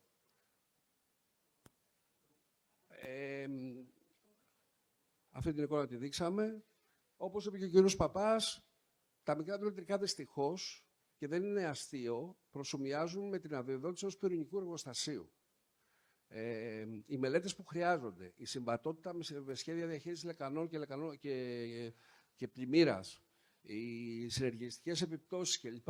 Επειδή ακούμε πάρα πολλές φορές για το χωροταξικό, ειδικά για τα υδροηλεκτρικά, το χωροταξικό αναφέρθηκε το 2011 και είναι τόσο αυστηρό που κυριολεκτικά ο αείμνηστος ο κύριος Στολέρης, με τον οποίο είχαμε τσακωθεί τότε στην παλιά ΕΙΠΕ, τη σημερινή ΔΥΠΑ, είχε βγάλει ένα κανόνα που έλεγε ότι δεν θα μπορέσετε να κάνετε υδροηλεκτρικά που θα καλύπτουν πάνω από το 50% ενός ιδεατορεύματος. Είχε βγάλει ένα συγκεκριμένο τύπο. Σας λέω ότι τσακωθήκαμε, είχαμε πάει στο ΣΤΕ. Εμφανίζεται σήμερα δικαιωμένος με αυτό που βλέπουμε. Και θα υπενθυμίσω πάλι ότι έχουμε πει στη ΡΑΕ και έχουμε πει στο Υπουργείο να το μαζέψει. Η εικόνα που βλέπουμε στη χώρα και στους χάρτες, η οποία δημιουργεί τεράστια αρνητική εντύπωση και ζημιά σε εμάς, θέλουμε να μαζευτεί. Τα άλλα τα έχουμε πει. Αλλά πρέπει να δούμε και κάτι άλλο, γιατί εθελοτυφλούμε. Πείτε μου ποιος έχει κάνει τη διαδρομή μεταξύ Αθήνας-Πάτρας, που ο δρόμος κόβει γύρω στα 10 ποτάμια και έχει δει νερό. Δεν σας κρύβω ότι κανένα από αυτά δεν οφείλεται σε μικρό υδροηλεκτρικό έργο. Οφείλεται στην ανεξέλεγκτη χρήση από τις τοπικές κοινωνίες για αρδεύσεις, για κτηνοτροφία, για άλλους λόγους. και δεν ελέγχονται πουθενά, έτσι. Πείτε μου ποιο αρνητικό έργο ικανοποιεί οικολογική παροχή. Πείτε μου ποιο ποτάμι δεν στερεύει για να ποτίσει ο κόσμος. Δεν υπάρχει κανένας έλεγχος. Και αν στη συγκεκριμένη λεκάνη υπάρχει ένα μικρό υδροελεκτρικό έργο, στοχοποιείται ότι φταίει αυτό. Δεν είναι έτσι. Πρέπει να δούμε λίγο το πρόβλημα. Έχουμε εκατοντάδες φραγμούς ποταμών που αν οφείλονται στα μικρά υδροελεκτρικά ένα 5% και πολλά λέω. Λοιπόν, επίσης αποφεύγουμε ότι έχουν εξαφανιστεί τα ψάρια από τα ποτάμια, όχι επειδή υπάρχει κατακαιρματισμός από τα μικρά υδροελεκτρικά, από άλλες κατασκευές και κυρίως από την ρύπανση που προκαλούν όλα αυτά που ξέρουμε, φυτοφάρμακα κλπ. Δυστυχώς δαιμονοποιούνται τα υδροελεκτρικά. Έχουν γίνει εξελαστέριο θύμα. Σαν σύνδεσμος είμαστε απόλυτα σύμφωνοι στο να αρθούν οι παλιοί φραγμοί. Όλοι οι φραγμοί που δεν είναι χρήσιμοι, όλοι οι φραγμοί που είναι αφαίρετοι, όλοι οι φραγμοί που δεν ικανοποιούν περιβαλλοντικά κριτήρια. Αλλά και πάλι θα πω ότι τα μικρά υδροελεκτρικά δεν φταίνουν σε αυτό, έχουν ελάχιστη συμμετοχή. Θα κάνω και μια αναφορά στα μεγάλα φράγματα. Αν και δεν θα μπω στις διαφορές και δεν θα μπω σε σύγκριση, αλλά δεν μπορώ να μην αναφερθώ ότι τα εφιστάμενα μεγάλα φράγματα, μιλάω για φράγματα της ΔΕΗ, έχουν τεράστια ευεργετικά και συγκριτικά πλεονεκτήματα. Δεν θα αναφέρω τις δυνατότητες να γίνουν καινούργια φράγματα, θέλει μεγάλη συζήτηση αυτό, αλλά όλα τα φράγματα που έχουν γίνει σήμερα στη χώρα έχουν δημιουργήσει νέα οικοσυστήματα, νέο τουριστικό και επενδυτικό και αναπτυξιακό περιβάλλον, είναι γνωστά. Κανείς δεν μπορεί να κατηγορήσει τη λίμνη Πλαστήρα, κανείς δεν μπορεί να κατηγορήσει φράγματα της ΔΕΗ που εξυπηρετούν πάρα πολλές χρήσεις. Θα κάνω μόνο την ερώτηση. Σκεφτείτε, αν δεν είχαμε αυτά τα φράγματα, πώς θα πίναμε νερό στις πόλεις, πώς θα αρδεύαμε και πώς θα προστατευόμασταν από πλημμύρες. Τα συγκεκριμένα μιλάω, έτσι.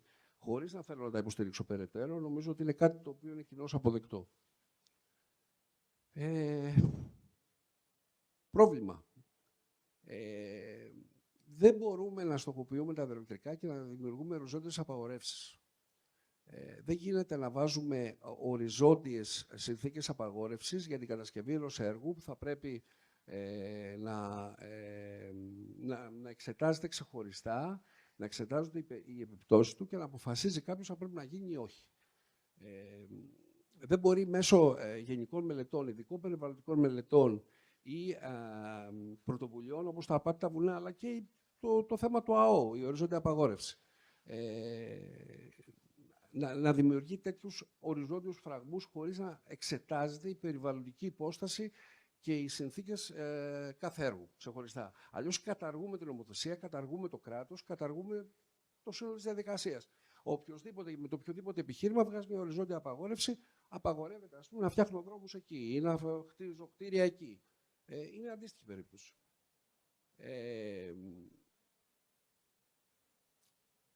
Έχω ακούσει πολλές φορές πράγματα τα οποία, συγγνώμη που θα το πω, μας ενοχλούν.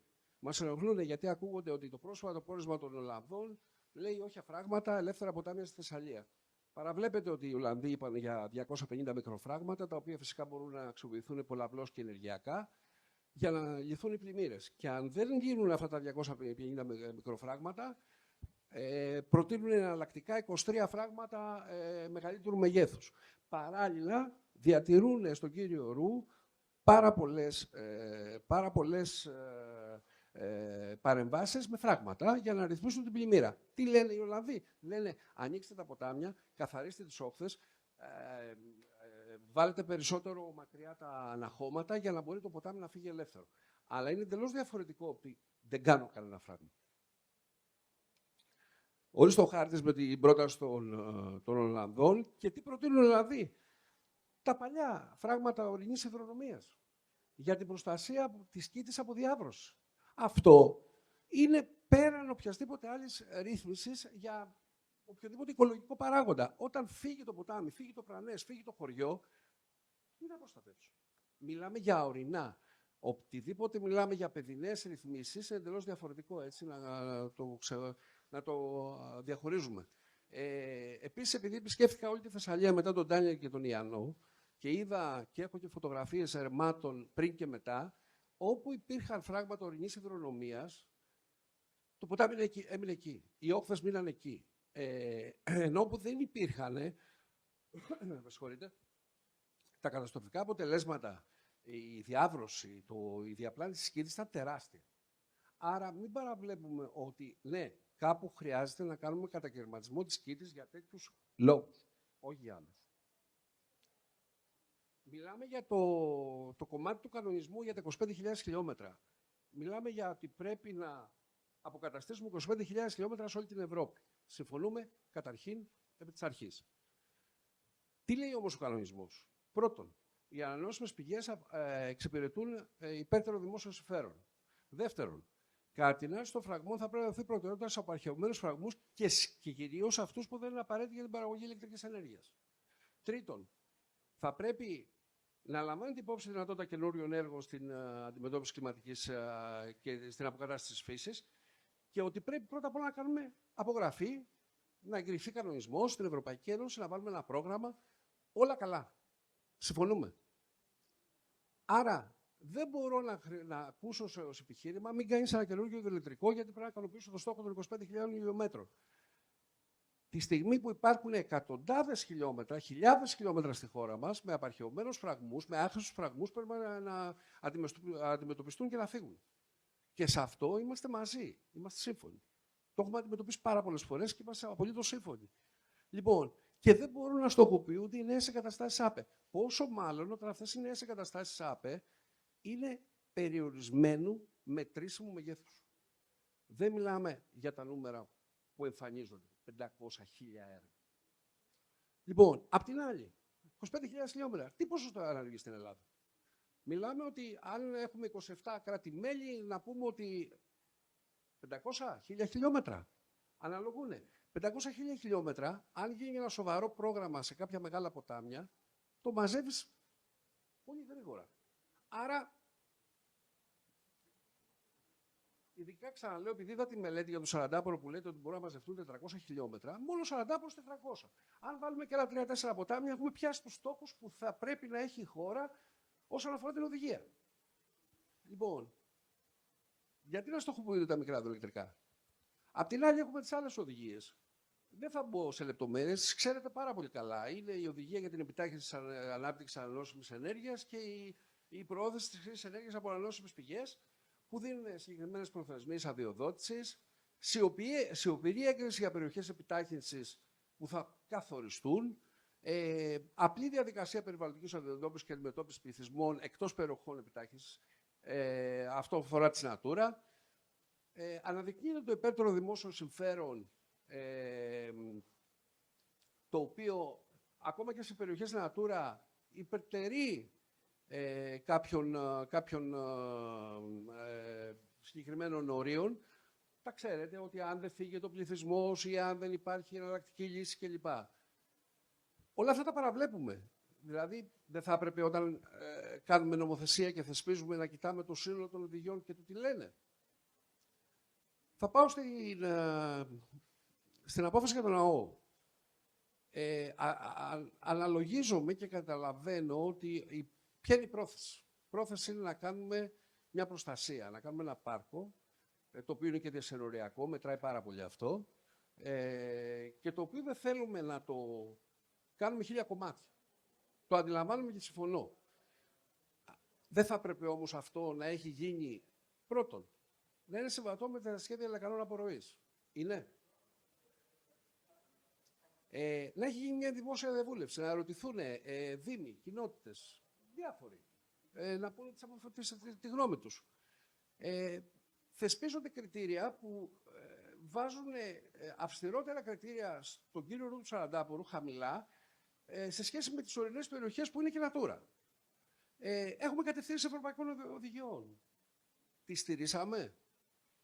Έχουμε σκεφτεί μελλοντικές ανάγκες. Είναι διασυνοριακά ύδατα. Κάποια στιγμή μπορεί να χρησιμοποιηθούν, να γίνει ανάγκη κατασκευής για την αντιμετώπιση της ψευδείας και της κλιματικής κρίσης, να υπάρχει μια απέτηση για δημιουργία ενός ταμιευτήρα. Δεν μιλάω για ενέργεια, μιλάω γενικότερα. Πώς θα αντιμετωπίσουμε ένα φαινόμενο τύπου Ντάνιελ, αν απαγορεύεται να κάνουμε έργα ορεινής υδρονομίας και προστασίας διάβρωσης? Έχει σκεφτεί κανείς ότι θα πρέπει ένα ποτάμι να μην το αφήνουμε παρθένο, αλλά να κοιτάμε πώς θα το αξιοποιήσουμε ορθολογικά και ολοκληρωμένα? Και γιατί από τη στιγμή που καταφέραν, βγήκε μια υπουργική απόφαση, η οποία έβαλε ένα φραγμό, έβαλε μια περιορισμό. Γιατί αυτή η υπουργική απόφαση δεν έβαζε και οδηγίες για να άρουμε τους εφιστάμενους φραγμούς? Το οποίο θα ήταν πολύ θετικό, πολύ καλό. Λοιπόν, σήμερα στον Σαραντάπορο, ΑΟ Σαραντάπορο, λειτουργούν 4 έργα. Γι' αυτό είπαμε ότι τα στοιχεία του κ. Σακελαράκη ήταν απολύτως ακριβή. Υπάρχουν 40 αιτήσεις μικρών υδροελεκτρικών, 40 βεβαιώσεις, που αν τις πάρουμε μία-μία, εγώ αμφισβητώ ότι θα μπορέσουν να γίνουν ΑΕΠΟ πάνω από 2-3. Άρα, μέσα σε όλη αυτή τη λεκάνη, το πολύ να φτιαχτούν ένα 2-3 έργα. Δεν μιλάω για τον κύριο Ρου, δεν μιλάω για φράγματα, δεν μιλάω για παρεμβάσεις. Στον κύριο Ρου που συμφωνώ, εγώ προσωπικά, αλλά θεωρώ και όλοι οι συνάδελφοί μου, να μείνει ανέγκυκτος για να υπάρχει μια συνεχή ροή των συγκεκριμένων ποταμών. Γιατί επομένως στοχοποιήσαμε τα μικρά υδροελεκτρικά που δυνητικά δεν πρόκειται να επηρεάσουν αυτή τη λεκάνη? Θα κλείσω λέγοντας ότι, αν και δεν το βλέπουμε δυστυχώς, η πολιτεία έχει εκφράσει την συμπαράσταση της πάνω στον κλάδο μας και στα μικρά υδροελεκτρικά, ότι είναι θησαυρός, ότι χρειαζόμαστε περισσότερα φράγματα, χρειαζόμαστε περισσότερη αξιοποίηση κλπ. Παρ' όλα αυτά δεν μπορώ να μην το καταγράψω, ότι θεωρητικά η πολιτεία θέλει να το κάνει. Ναι, συγγνώμη, πηγαίνω από εδώ και από εκεί. Θα κλείσω λέγοντας ότι η προστασία των ποτάμινων οικοσυστημάτων δεν μπορεί να παραπέμπει σε μηδενισμό δραστηριοτήτων, διότι αυτό είναι σε αντίθεση με τις ανάγκες της ανθρωπότητας. Θα πρέπει να γίνονται στοχευμένες επεμβάσεις, γιατί ο άνθρωπος επιβιώνει σε ένα περιβάλλον. Δεν είναι δυνατόν. Η διαβίωση του ανθρώπου έχει επιπτώσει σε αυτό το περιβάλλον, οι οποίες έχουν ένα τρίπτυχο: ευημερία, περιβάλλον και οικονομία. Αν δεν ικανοποιούνται αυτές τις τρεις προϋποθέσεις, δεν γίνεται τίποτα. Δεν είναι δυνατόν να έχουμε ένα παρθένο περιβάλλον και να πεθαίνουμε, να μην έχουμε να πιούμε, να ζήσουμε, να προστατευτούμε ή οτιδήποτε. Όλα αυτά πρέπει να τα κάνουμε χρησιμοποιώντας και τηρώντας αυτό το τρίπτυχο. Σας ευχαριστώ πάρα πολύ και χαίρομαι για την σημερινή κουβέντα. Κύριε Σταθακόπουλε, σας ευχαριστούμε που ήρθατε. Θα θέλαμε να λάβετε το λόγο για τυχόν ερωτήσεις ή συζήτηση εδώ με τους παρευρισκομένους. Επίσης, δεν ξέρω αν υπάρχει κάποιος από τους παρευρισκομένους, ομιλητές και μη, για ερωτήσεις ή διευκρινήσεις. Ναι, γεια σας. Τσούγκαρης, μέρος του ΔΣ του ΕΣΜΕ. Ήθελα να εντοπίσω ένα θέμα. Πρώτον, για τα στοιχεία που λέμε για τις οικολογικές επιπτώσεις. Ότι στην Ελλάδα δεν έχουμε βάση δεδομένων οργανωμένη, δηλαδή για τα ψάρια, παραδείγματος χάρη. Και στα ποτάμια, παροχές κλπ. Δεν υπάρχουν. Εκεί λοιπόν θα μπορούσαν και οι οικολογικές οργανώσεις και το κράτος να επισπεύσουμε να γίνουν πράγματα για να μπορούμε να κάνουμε και τις μελέτες σοβαρά και τον έλεγχο και να γίνεται μια σοβαρή δουλειά. Εγώ προσωπικά έχουμε κάνει μελέτες πεδίου για το ποτάμι, να δούμε τι έχει. Γιατί δεν μας απάντησε καμία υπηρεσία το τι έχει αυτό το ποτάμι. Δηλούσε άγνοια. Και επίσης για την προστασία υπάρχουν κάποιες προδιαγραφές, τις οποίες μία έτσι, μία αλλιώς, δηλαδή υπάρχει ένα σαφές ας πούμε, μια κατάσταση. Και ένα δεύτερο θέλω να πω για τα υδροελεκτρικά έργα, που πρέπει οι οικολογικές οργανώσεις να τα βλέπουν σφαιρικά, δηλαδή και για την αντιπλημμυρική προστασία και για την τοπική ανάπτυξη και επίσης και για την ανταγωνιστικότητα της οικονομίας και την τοπική ανάπτυξη. Αν δεν έχουμε αυτά, μας ξεφεύγει, γιατί διανύουμε τώρα ένα κρίσιμο στάδιο της ανθρωπότητας, που αν δεν πάρουμε μέτρα θα καούμε κυριολεκτικά. Επομένως, ό,τι έχει σχέση με το νερό μπορεί να λειτουργήσει όπως τα αντισωταμευτικά και ως μπαταρία, τα οποία δεν έχει εισαγωγές και είναι ένα πράγμα πολύ οικολογικό και ανακυκλούμενο. Ευχαριστώ. Τέλεια, εξαιρετικά. Το πρώτο που θα ήθελα λίγο να απαντήσω στην ερώτηση που έκανε ο κύριος. Το βασικό, υπάρχουν δεδομένα. Υπάρχει τόσο και ευτυχώς τα τελευταία 5 χρόνια έχουμε τη δημιουργία του Οργανισμού Φυσικού Περιβάλλοντος και Κλιματικής Αλλαγής του ΦΠΚ, ο οποίος είναι ένας από τους αρμόδιους φορείς μέσα στο πλαίσιο των περιοχών Natura 2000 που αξιολογούν και τις μελέτες που κατατέθονται, τόσο τις μελέτες περιβαλλοντικών επιπτώσεων και τις ειδικές οικολογικές αξιολογήσεις, στο πλαίσιο των διακριτικών τους καθηκόντων. Έτσι. Άρα, δεδομένα υπάρχουν και κανονικά αυτά τα δεδομένα πρέπει να δημιουργούνται και από τους ίδιους τους μελετητές που έρχονται να αναλάβουν τελικά τη μελέτη της περιβαλλοντικής αξιολόγησης, είτε της ειδικής οικολογικής αξιολόγησης, είτε της μελέτης περιβαλλοντικών επιπτώσεων. Εκεί είναι ένα σημαντικό πρόβλημα που εντοπίζουμε και εμείς σαν οργανώσεις της κοινωνίας των πολιτών, το γεγονός ότι δυστυχώς πολλές φορές έχουμε μελέτες οι οποίες δεν πληρούν κριτήρια, ακολουθούν μια λογική copy-paste και δυστυχώς δεν βασίζονται σε ολοκληρωμένα και καλά δεδομένα πεδίου που έρχονται να φέρουν στο προσκήνιο όντως αρνητικές επιπτώσεις που θα έχουν αυτά τα έργα σε περίπτωση κατασκευής. Για την υποδομή. Αλλά ένα ακόμα πολύ σημαντικό πράγμα που το ανέφερε και ο κ. Παπάς είναι ότι δυστυχώς δεν βλέπουμε να υπάρχει κανένα πρωτόκολλο παρακολούθησης τελικά μετά την εγκατάσταση ενός μικρού υδροηλεκτρικού έργου των επιπτώσεων που έχει. Το αν υπάρχει ή αν δεν υπάρχει, τουλάχιστον από αυτό που γνωρίζουμε και εμείς από κάποιους συναδέλφους μας, πολύ λίγα μικρά υδροηλεκτρικά στην Ελλάδα έρχονται να το καλύψουν και να πραγματοποιείται ολοκληρωμένα. Άρα και δεδομένα μπορούν να βρεθούν. Το γεγονός ότι το έχουμε δει δυστυχώς στην Ελλάδα, αλλά δεν συμβαίνει. Άρα αυτό είναι το ένα κομμάτι. Για το πρώτο σκέλος, επειδή όμως αναφερθήκατε για τις ειδικές οικολογικές οργανώσεις, προφανώς δεν είναι. Το είπα και εγώ και στην τοποθέτησή μου ότι είναι βασικό δομικό το γεγονός ότι αυτή τη στιγμή αντιμετωπίζουμε μια κλιματική κρίση. Τελείωσε. Το κύριο θέμα που ερχόμαστε εμείς εδώ πέρα να υποστηρίξουμε είναι πρώτον τις διαφωνίες που μπορεί να υπάρχουν μεταξύ οικολογικών οργανώσεων και τοποθετήσεων όπως του κ. Βασιλικού, που μπορούμε να το συζητήσουμε και λίγο αργότερα, αλλά και προφανώς την ανάγκη να μπορέσει αυτό το πράγμα να γίνει όσο το δυνατόν με μικρότερο αντίκτυπο σε αυτό που έρχεται να προστατεύσει, που είναι και το φυσικό περιβάλλον. Η εξασφάλιση της ενεργειακής ασφάλειας δεν γίνεται να υπονομεύει την περιβαλλοντική υγεία. Αυτά τα δύο πράγματα πρέπει να πηγαίνουν χέρι-χέρι και κάπως να βρίσκεται με άμεση λύση. Αυτή είναι η τοποθέτηση. Όχι όμως ότι δεν χρειαζόμαστε αυτά τα έργα και πρέπει να προστατεύσουμε απλά το περιβάλλον ενώ θα καταστρέφεται από την κλιματική κρίση. Αυτή είναι μια διαφορετική θεώρηση που δεν τουλάχιστον αντιπροσωπεύει τη δικιά μας την ομάδα. Κύριε Σακελαράκη, να πω κάτι. Καταρχήν να συμφωνήσω απόλυτα. Εμείς ως σύνδεσμος δεν υποστηρίζουμε ποτέ μία μελέτη που δεν είναι πλήρης και με τις σωστές προδιαγραφές όταν πάει για μια αδειοδότηση. Αυτό είναι δεδομένο. Από μόνοι μας προσπαθούμε να μαζέψουμε τον κλάδο μας και λέμε πάντα ότι πρέπει να υπάρχει μια τεράστια σοβαρότητα σε αυτό που υποβάλλεις. Αυτό βέβαια αυξάνει πολύ το οικονομικό αντικείμενο, αλλά είναι ένα άλλο θέμα, γιατί έχουμε πολύ εξειδικευμένες μελέτες. Το δεύτερο είναι ότι ζητάμε μόνοι μας από τις υπηρεσίες να κάνουν ελέγχους. Γιατί ωραία βγήκε μια ΕΠΟ, είναι μια ωραία μελέτη, πάρα πολύ ωραία, ψάρια το ένα, το άλλο, ηχθειόσκαλες κλπ. Και πας στο πεδίο μετά να δεις τι έφτιαξε ο άλλος και βλέπεις τρελά πράγματα. Από μόνοι μας λέμε ότι πρέπει να τηρούνται οι περιβαλλοντικοί όροι και πρέπει να ελέγχονται. Δεν συζητάμε για δεδομένα πράγματα. Αυτά είναι δεδομένα.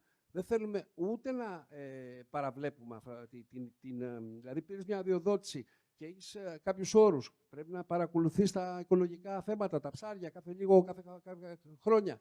Αυτό είναι δεδομένο ότι πρέπει να γίνει. Δεν υπάρχει αντίρρηση σε αυτό. Λοιπόν, όσον αφορά τα δεδομένα που είπατε, όλα αυτά τα δεδομένα που υπάρχουν από τους μελετητές και από μένα, παραδείγματος χάρη, που κάνω τις ειδικές οικολογικές αξιολογήσεις, γίνονται σύμφωνα με συγκεκριμένες προδιαγραφές που θέτει το Υπουργείο Περιβάλλοντος και αφορά συγκεκριμένη μεθοδολογία που ακολουθούν όλοι οι μελετητές οι οποίοι κάνουν μια ειδική οικολογική αξιολόγηση και τα στοιχεία αυτά κατατίθονται στο Υπουργείο, όπου προφανώς αυτό το κάνουν διότι αυτό το σκοπό έχει η κατάθεση των παρατηρήσεών μας για κάθε ένα έργο που μπορεί να συμμετέχω εγώ, ο συνάδελφος εδώ πέρα και άλλοι, ώστε να μπορεί το Υπουργείο να έχει μια βάση δεδομένων. Το καλό, αυτό να χτίσει. Αλλά το θέμα είναι όχι να χτίσει μια βάση δεδομένων για να την έχουν συγκεκριμένες οικολογικές οργανώσεις χωρίς παρεξήγηση, γιατί έχουν πρόσβαση στο Υπουργείο, να μπορώ να την έχω κι εγώ ως ελεύθερος επαγγελματίας και ως μελετητής. Ναι, όχι. Η ορνηθολογική έχει. Ναι, αυτό εννοώ, γι' αυτό είπα χωρίς παρεξήγηση. Ναι, την έχει και εμείς έχουμε δημιουργήσει, αλλά τις παρατηρήσεις τις δικές μου, τις δικές σου, του συναδέλφου του άλλου, θα πρέπει να έχω πρόσβαση κι εγώ στο να θα πάω να μελετήσω σε μια περιοχή, να έχω άποψη τι μπορεί να είδε ο συνάδελφος και από εκεί και πέρα οτιδήποτε πληροφορία μπορώ να προσθέσω πάνω στο συγκεκριμένο, να το χτίσω. Έτσι θα μειωθεί και το κόστος, κύριε Βασιλικέ, που είπατε, γιατί δεν θα χρειάζεται ο κάθε ένας να πηγαίνει και να κάνει παρατηρήσεις στο πεδίο 15-20 μέρες, αλλά ακριβώς θα μειωθεί και το κόστος, θα είναι και πιο εύκολο, θα είναι και πιο αντικειμενική όλη η οικολογική αξιολόγηση που μπορεί να γίνει, με τους περιορισμούς, με όλα, κανένας δεν λέει το αντίθετο. Επίσης και για τα υδρολογικά δεδομένα, υποθέτω είναι πιο αρμόδιοι να απαντήσουν σε αυτό, ότι όλες οι μελέτες που κατατίθενται έχουν υδρολογικά δεδομένα από κάθε περιοχή για πολλά χρόνια. Εδώ υπάρχει πρόβλημα. Γι' αυτό είπα ότι είναι... Εδώ υπάρχει πρόβλημα, διότι τα υδρολογικά δεδομένα που υπάρχουν στη χώρα είναι από συγκεκριμένους φορείς, είναι παρελθόντων ετών και έγκυται στον κάθε μελετητή να κάνει μια επικαιροποίηση με όποιον επιστημονικό τρόπο μπορεί. Είτε με σημερινά βροχομετρικά, οτιδήποτε. Πάντως, θα πρέπει να λαμβάνετε υπόψη ότι ναι, μπορεί να χρησιμοποιήσω δεδομένα του 90 για να έχω μια τάση, αλλά από εκεί πέρα αυτό το πράγμα πρέπει να το μεταφέρω στο σήμερα και να μεταφέρω, ας πούμε, μια καμπύλη προς τα κάτω με κάποιον επιστημονικό τρόπο.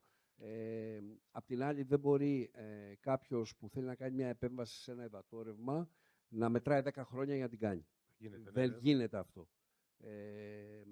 Στο τέλος της ημέρας όμως, το ότι δεν υπάρχουν δεδομένα είναι προς το συμφέρον του περιβάλλοντος. Γιατί αυτό? Γιατί συνήθως τα παλιά δεδομένα υπερεκτιμούν τα πράγματα. Υπερεκτιμώντας τα πράγματα, τι υπερεκτιμάς? Ταυτόχρονα την οικολογική παροχή. Άρα, όταν θα πας να τα κάνεις με σημερινά δεδομένα, θα βγάζεις, ας πούμε, 50 λίτρα, με τα δεδομένα που χρησιμοποιείς βγαίνουν 100. Τι σημαίνει αυτό? Είναι προς το συμφέρον του περιβάλλοντος, γιατί αφήνεις περισσότερο νερό, είναι προς ζημιά του επενδυτή, γιατί δεν θα έχει τα αποτελέσματα που περιμένει. Κατανοητό. Αλλά σε κάθε περίπτωση, το θέμα των δεδομένων, της αξιοπιστίας της μελέτης και γενικότερης αντιμετώπισης ενός σχεδιασμού ενός μικρού ηλεκτρικού έργου είναι σοβαρό. Και εκεί είναι αυτό που λέμε πρέπει να ξεχωρίζει η ήρα από το στάρι. Θα συμφωνήσω απόλυτα. Και εδώ πέρα θέλω να προσθέσω επίσης όλα αυτά, κύριε Βασιλικέ, ότι επειδή εγώ ασχολούμαι περισσότερο με την ορνηθοπανίδα, εκείνη η ειδίκευσή μου, έχω 20 ετή και πλέον πήρα πάνω στις παρατηρήσεις στην ορνηθοπανίδα και στην πανίδα. Έχω συμμετάσχει και σε πολύ μεγάλες μελέτες για την ορνηθοπανίδα των περιοχών Natura. Αυτό που έχω παρατηρήσει και το καταθέτω ως προσωπική παρατήρηση είναι ότι ενώ τα επικαιροποιημένα στοιχεία των περιοχών Natura όσον αφορά και ιδίως τη ΖΕΠ που αφορούν την ορνηθοπανίδα αναφέρουν είδη μέσα τα οποία μάλλον δεν αναφέρουν είδη τα οποία είναι χαρακτηρισμένες η ΖΕΠ. Δηλαδή εμείς δουλεύουμε με δεδομένα του 19 και του 18 όπου εκεί πέρα ας πούμε αναφέρονται είδη τα οποία υπάρχουν και πλέον τα επικαιροποιημένα στοιχεία του 25 δεν αναφέρουν αυτά τα είδη. Δηλαδή έχουν περιοχές Natura οι οποίες είναι χαρακτηρισμένες για το γήπα ας πούμε και στις καινούργιες, όχι, προφανώς μπορεί να εξαλείφθει, αλλά δεν το αναφέρουν μέσα. Δηλαδή, μπορούν να χαρακτηρίζουν μια περιοχή ως είδος οριοθέτησης και ανάδειξη στο ένα απειλούμενο αρπακτικό και να μην το αναφέρουμε μέσα στα δεδομένα που υπάρχουν. Γι' αυτό είπα και πριν την ανάγκη τα δεδομένα αυτά να δοθεί πρόσβαση και στους μελετητές. Και δεύτερον, να γνωρίζουμε ότι τα μικρά υδροηλεκτρικά που είπα πριν για την ορνηθοπανίδα δεν ακουμπάνε πολύ τα μεγάλα αρπακτικά, διότι εκεί πέρα που υπάρχουν τα αρπακτικά σπάνια γίνονται έργα υδροηλεκτρικά. Αυτά. Θέλω να επιστρέψω λίγο στην τοποθέτηση που κάνατε, κύριε Βασιλικέ, η οποία ήταν πολύ ολοκληρωμένη από την πλευρά πάλι του συνδέσμου. Το πρώτο και το βασικό που θα ήθελα να αναφέρω είναι ότι με προβλημάτισε καταρχάς ο αριθμός που δώσατε, το 3,6% της ενεργειακής παραγωγής από τα μικρά υδροηλεκτρικά έργα. Γιατί αυτή τη στιγμή. Που δεν είναι. Δηλαδή, σύμφωνα με τα τελευταία δεδομένα που έχουμε για το 2025, μιλάμε για 1,7%. Μισό λεπτάκι, είναι στο σύνολο της ηλεκτρικής ενέργειας. Στο σύνολο της ηλεκτρικής ενέργειας. Στο σύνολο των ΑΠΕ. Αλλά το εθνικό μου κάνει εντύπωση γιατί είχαμε από εσάς 3,6 με ορίζοντα να γίνει 7%. Άμα διπλασιαστεί. Που μου φαίνεται ότι είναι εκτός από την προβολή που έχουμε τελικά από το ίδιο το ΕΣΕΚ. Δηλαδή, από τη μία πλευρά μιλάμε αυτή τη στιγμή για τη συνεισφορά στο συνολικό πλαίσιο του μείγματος στο 1,3-1,4%. Το οποίο από ό,τι φαίνεται με βάση το ίδιο το ΕΣΕΚ έρχεται να υπονομευτεί στο 0,9 με ορίζοντα το 2050. Άρα, στο σύνολο της ηλεκτρικής ενέργειας. Πάλι εκεί καταλήγω ότι τελικά το δυνητικό κέρδος που έχουμε από την εγκατάσταση των μικρών υδροηλεκτρικών στον τωρινό βαθμό που έχουμε είναι δυσανάλογο στο επίπεδο του benefit που προκύπτει για το ίδιο το ενεργειακό grid της ίδιας της χώρας. Αυτό δηλαδή είναι κάτι σαν μια σημείωση που εντοπίζω και εγώ προσωπικά. Έχετε δίκιο για το 3,6. Να το απαντήσω. Ωραία. Αυτή τη στιγμή η ενεργειακή κατανάλωση στη χώρα είναι περίπου 54 τεραβατόρες. Οι ΑΠΕ συμμετέχουν γύρω στο 40, αυτή τη στιγμή 42. Άρα μιλάμε για 25. Τα υδροελεκτρικά συνεισφέρουν με 1 γιγαβατόρα αυτή τη στιγμή τα εφιστάμενα. Άρα 1 δια 25 είναι περίπου παραπάνω από 3,6. Κάπου εκεί. Με δεδομένη το πρόγραμμα εξοικονόμησης που τηρεί η χώρα, η ζήτηση δεν αναμένεται να αυξηθεί σημαντικά, γιατί από τη μία μπορεί να προσθέτεις data center κλπ. Από την άλλη όμως κάνεις προγράμματα εξοικονόμησης, άρα σε μια δεκαετία μιλάμε για 60 τεραβατόρες. Άρα θεωρητικά, αν το 3,6 το διπλασιάζεις, πάει 7,2, το νούμερο ήταν πολύ γενικό για να δείξει μια κλίμακα. Απ' την άλλη, αν δεν προσθέσεις μικρά υδροελεκτρικά, τη συμμετοχή της βιομάζας, του βιοαερίου, που είναι, δεν χρειάζεται να το χαρακτηρίσω, εγχώριες πηγές, θα πρέπει να βασιστούμε μόνο σε αιωλικά και φωτοβολταϊκά, τα οποία είναι και πολύ στοχαστικά, αλλά έχουν και τα δικά τους προβλήματα, έτσι. Γιατί... Άρα, η λογική λέει ότι στο βαθμό που μπορώ, αξιοποιώ λελογισμένα, με σωστά περιβαλλοντικά έργα, σας είπα το νούμερο, 300 έργα. Δεν μίλησα για 500, δεν μίλησα για 1000. Γιατί εκεί πέρα θα ανοίγαμε μια άλλη κουβέντα. Αν ήμασταν 20 χρόνια πριν και είχαμε αξιοποιήσει τότε το μικρό υδροελεκτρικό, όπως το έκανε όλη η Ευρώπη, και είχαμε σήμερα 1000 έργα, όπως έχουν όλες οι χώρες της Ευρώπης, θα κάναμε κουβέντα να μην γίνει κανένα καινούριο έργο. Θα συμφωνούσα. Αλλά σήμερα, όταν έχεις όλη την Ελλάδα παρθένα από μικρά υδροελεκτρικά, έχεις αναξιοποιεί το μικρό υδροελεκτρικό, ένα κομμάτι οφείλεις να το αξιοποιήσεις.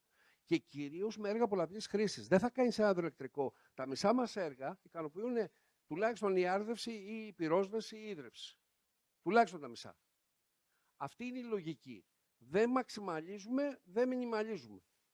Είναι ένα ενδιαφέρον θέμα που φαίνεται προς συζήτηση, να το εξετάσουμε και εμείς λίγο με την ομάδα μας, τουλάχιστον από το σύνολο των έργων, τα πόσα τελικά έχουν πολλαπλό χαρακτήρα και έρχονται να υποστηρίξουν. Έχω τη λίστα.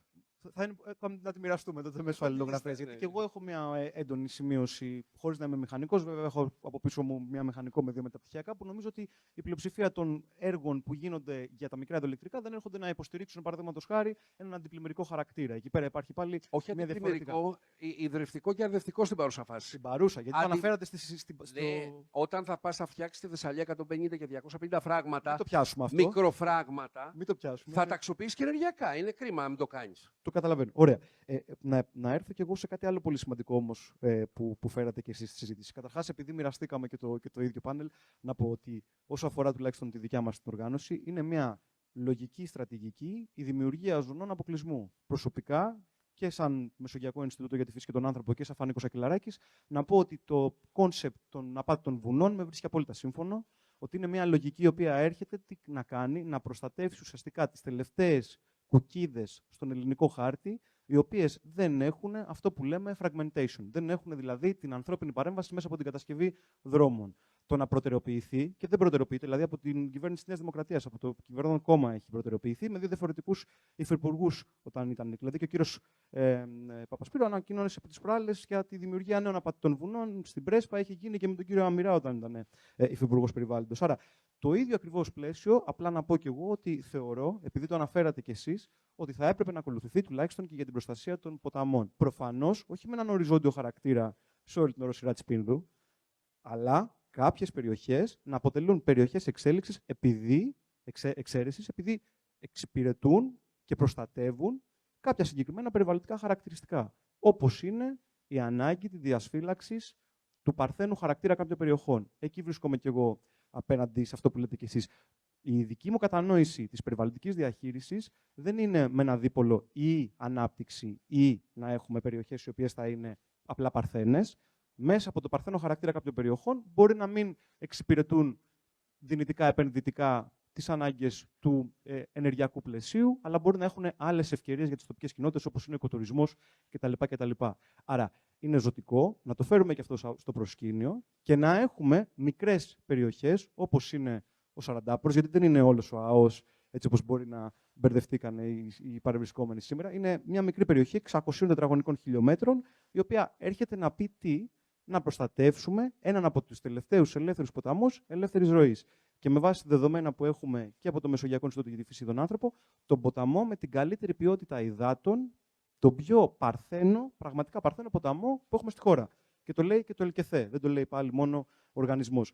Να πω εδώ μόνο ότι σε αυτό που φέρατε, ότι δεν μιλάμε για τα 1500 χιλιόμετρα σε μία μόνο περιοχή όσον αφορά την εθνική στρατηγική για την αποκατάσταση της φύσης με τον ευρωπαϊκό κανονισμό. Γιατί μέχρι το τέλος του Σεπτεμβρίου πρέπει να καταθέσουμε και το εθνικό σχέδιο για την αποκατάσταση της φύσης, που συμμετέχουμε και εμείς με βάση τα δεδομένα που αναφέρατε πολύ ωραία για το 40 Το να απελευθερώσουμε τελικά δεν είναι ακριβώς 300, αλλά κάποια χιλιόμετρα μέσω της απομάκρυνσης κάποιων παροχημένων εμποδίων, που χαίρομαι που το αναφέρετε κι εσείς, είναι πολύ δομικό, πολύ σημαντικό.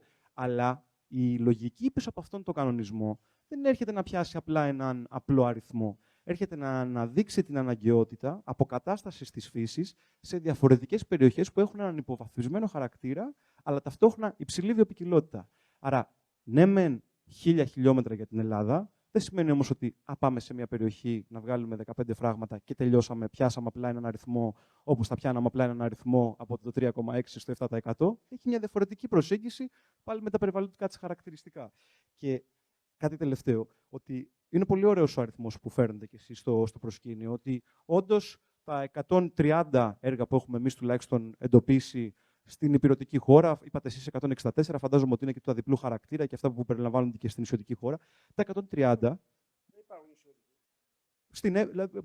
σωματώνοντας και στην Εύβοια. Νομίζω έχουμε κάποιους υπηρετικούς σταθμούς και στην Εύβοια. Εμείς έχουμε εντοπίσει, τουλάχιστον με τα στοιχεία που έχει η ΡΑΕ, ότι είναι γύρω στα 130 τουλάχιστον τα ενεργά. Θα το ξανατσεκάρουμε και εμείς τότε, άμα έχετε και εσείς μια επικαιροποιημένη λίστα. Είπατε πολύ ωραία ότι αυτά τα 164 έρχονται και ουσιαστικά επεμβαίνουν σε 400 με 500 χιλιόμετρα και ότι η δυνητική ζώνη επέμβαση του κάθε έργου κατά μέσο όρο είναι 2,5 χιλιόμετρα. Εκεί πέρα, πάλι νομίζω ότι υπάρχουν πολύ διαφορετικοί αστερίσκοι. Ο πρώτος και βασικός είναι ότι όταν προσεγγίζουμε ένα τέτοιο έργο, δεν μιλάμε μόνο για τη ζώνη μεταξύ της υδρομάστευσης και της σταθμού παραγωγής ηλεκτρικής ενέργειας, αυτά τα 2,5 χιλιόμετρα. Μιλάμε για το σπάσιμο του υδρογραφικού δικτύου από την περιοχή της κατασκευής του τεχνικού έργου για να πραγματοποιηθεί η υδρομάστευση. Άρα η ζώνη επέμβασης δεν είναι τα 2,5 χιλιόμετρα. Είναι ουσιαστικά και ο ποταμός ανάντι αυτής της κατασκευής, που μπορεί να είναι άλλα 10, 15, 20 χιλιόμετρα και να έχει έναν αρνητικό χαρακτήρα. Μπορεί και όχι, γιατί το φέρνετε κι εσείς πολύ ωραία. Αλλά αυτό είναι κάτι βασικό. Μπορεί να μην είναι τα 15. Να είναι υπερβολή. Επειδή το φέρνετε κι εσείς ότι είναι σε περιοχές που μπορεί να είναι ορεινού χαρακτήρα.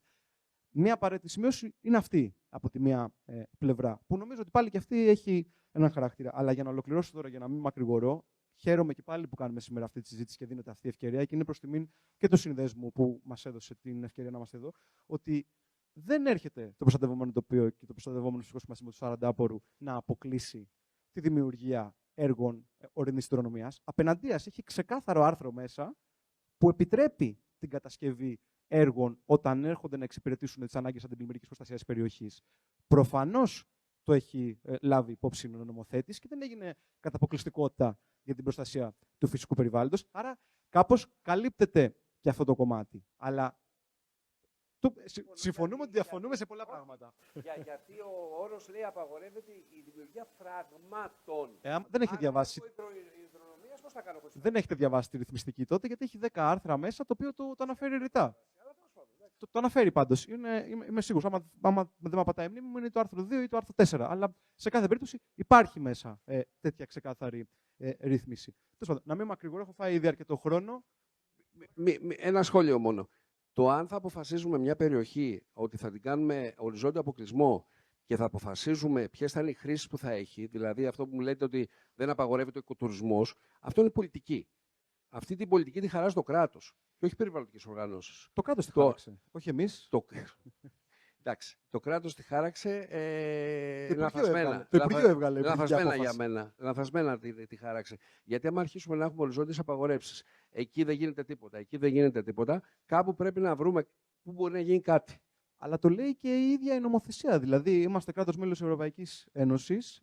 Το φέρατε και εσείς στη συζήτηση. Πρέπει να τεκμηριώνεται όμως. Για τις ειδικές περιβαλλοντικές μελέτες, γιατί αυτή τη στιγμή δεν έχουμε τη ζωνοποίηση των ειδικών περιβαλλοντικών μελετών, οι οποίες θα έρθουν και θα δώσουν τις κατάλληλες χρήσεις γης. Η Ευρωπαϊκή Ένωση, όταν εσύ κάνεις ζώνες αποκλεισμούς, πρέπει να το τεκμηριώνεις. Και η τεκμηρίωση αυτή πρέπει να είναι συγκεκριμένη. Γιατί τα μικρά υδροελεκτρικά. Τέλος πάντων.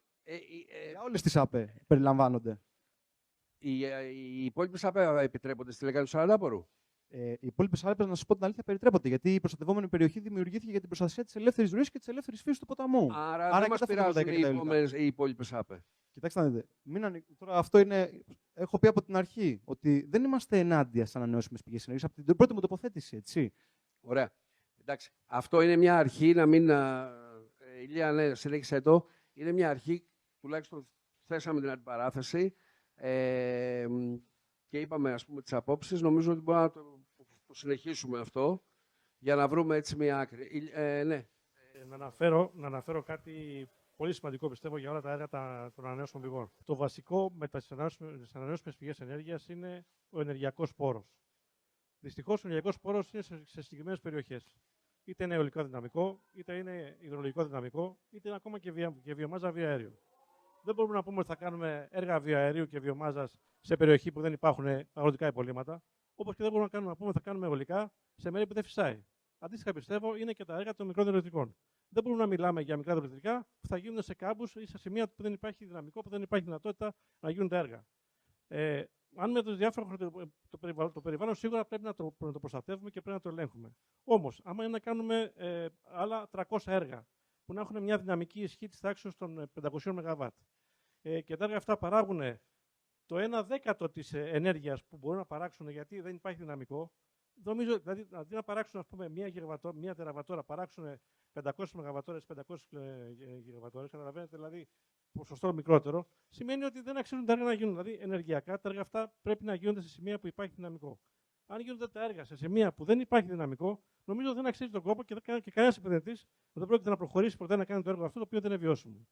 Οπότε πιστεύω πρέπει να υπάρξει μια σύμπραξη μεταξύ περιβάλλοντος και ενεργειακής αποδοτικότητας, έτσι ώστε τα έργα αυτά να είναι βιώσιμα, να είναι με προστασία στο περιβάλλον, έτσι ώστε να μπορέσουμε να μιλάμε για έργα τα οποία έχουν και ισχύ, αλλά έχουν και παραγωγή ενέργειας. Ευχαριστώ. Όσον αφορά τις περιοχές Natura και τις ειδικές περιβαλλοντικές, για τις περιοχές Natura οι οποίες δημιουργήθηκαν και ήρθαν στο προσκήνιο, ιδίως για την Ήπειρο, γιατί κατάγομαι από την Ήπειρο τέλος πάντων, ήρθαν τώρα πρόσφατα. Λοιπόν, αυτό που με προβλημάτισε εμένα ήταν το εξής.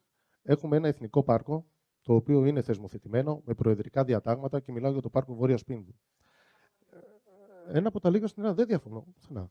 Έχουμε λοιπόν οριοθετημένες ζώνες, όπου υπάρχουν μέσα και ζώνες απολύτου προστασίας, υπάρχουν και ζώνες περιφερειακές, όπου μέσα διευκρινίζονται ποιες δράσεις και ποιες δραστηριότητες είναι ανοιχτές και πρέπει να γίνονται. Και συμφωνούμε όλοι. Αυτό το πάρκο λοιπόν, επειδή το παρακολουθώ από την αρχή και συμμετείχα και στη διαβούλευση την αρχική, η οποία έγινε, δεν θυμάμαι κύριε Βασιλική, αν το είπατε εσείς, ότι να γίνεται διαβούλευση. Νομίζω εσείς το είπατε στις διαφάνειές σας. Λοιπόν, η διαβούλευση τότε με το Εθνικό Πάρκο είχαν πάει σε κάθε χωριό, σε όλο το Ζαγόρι, σε κάθε χωριό στην περιοχή των Τουρμέρκων και διαβουλεύτηκαν με την τοπική κοινωνία. Ξέρετε πώς έγιναν οι διαβουλεύσεις σε αυτές τις δύο περιβαλλοντικές μελέτες που θα κατατεθούν?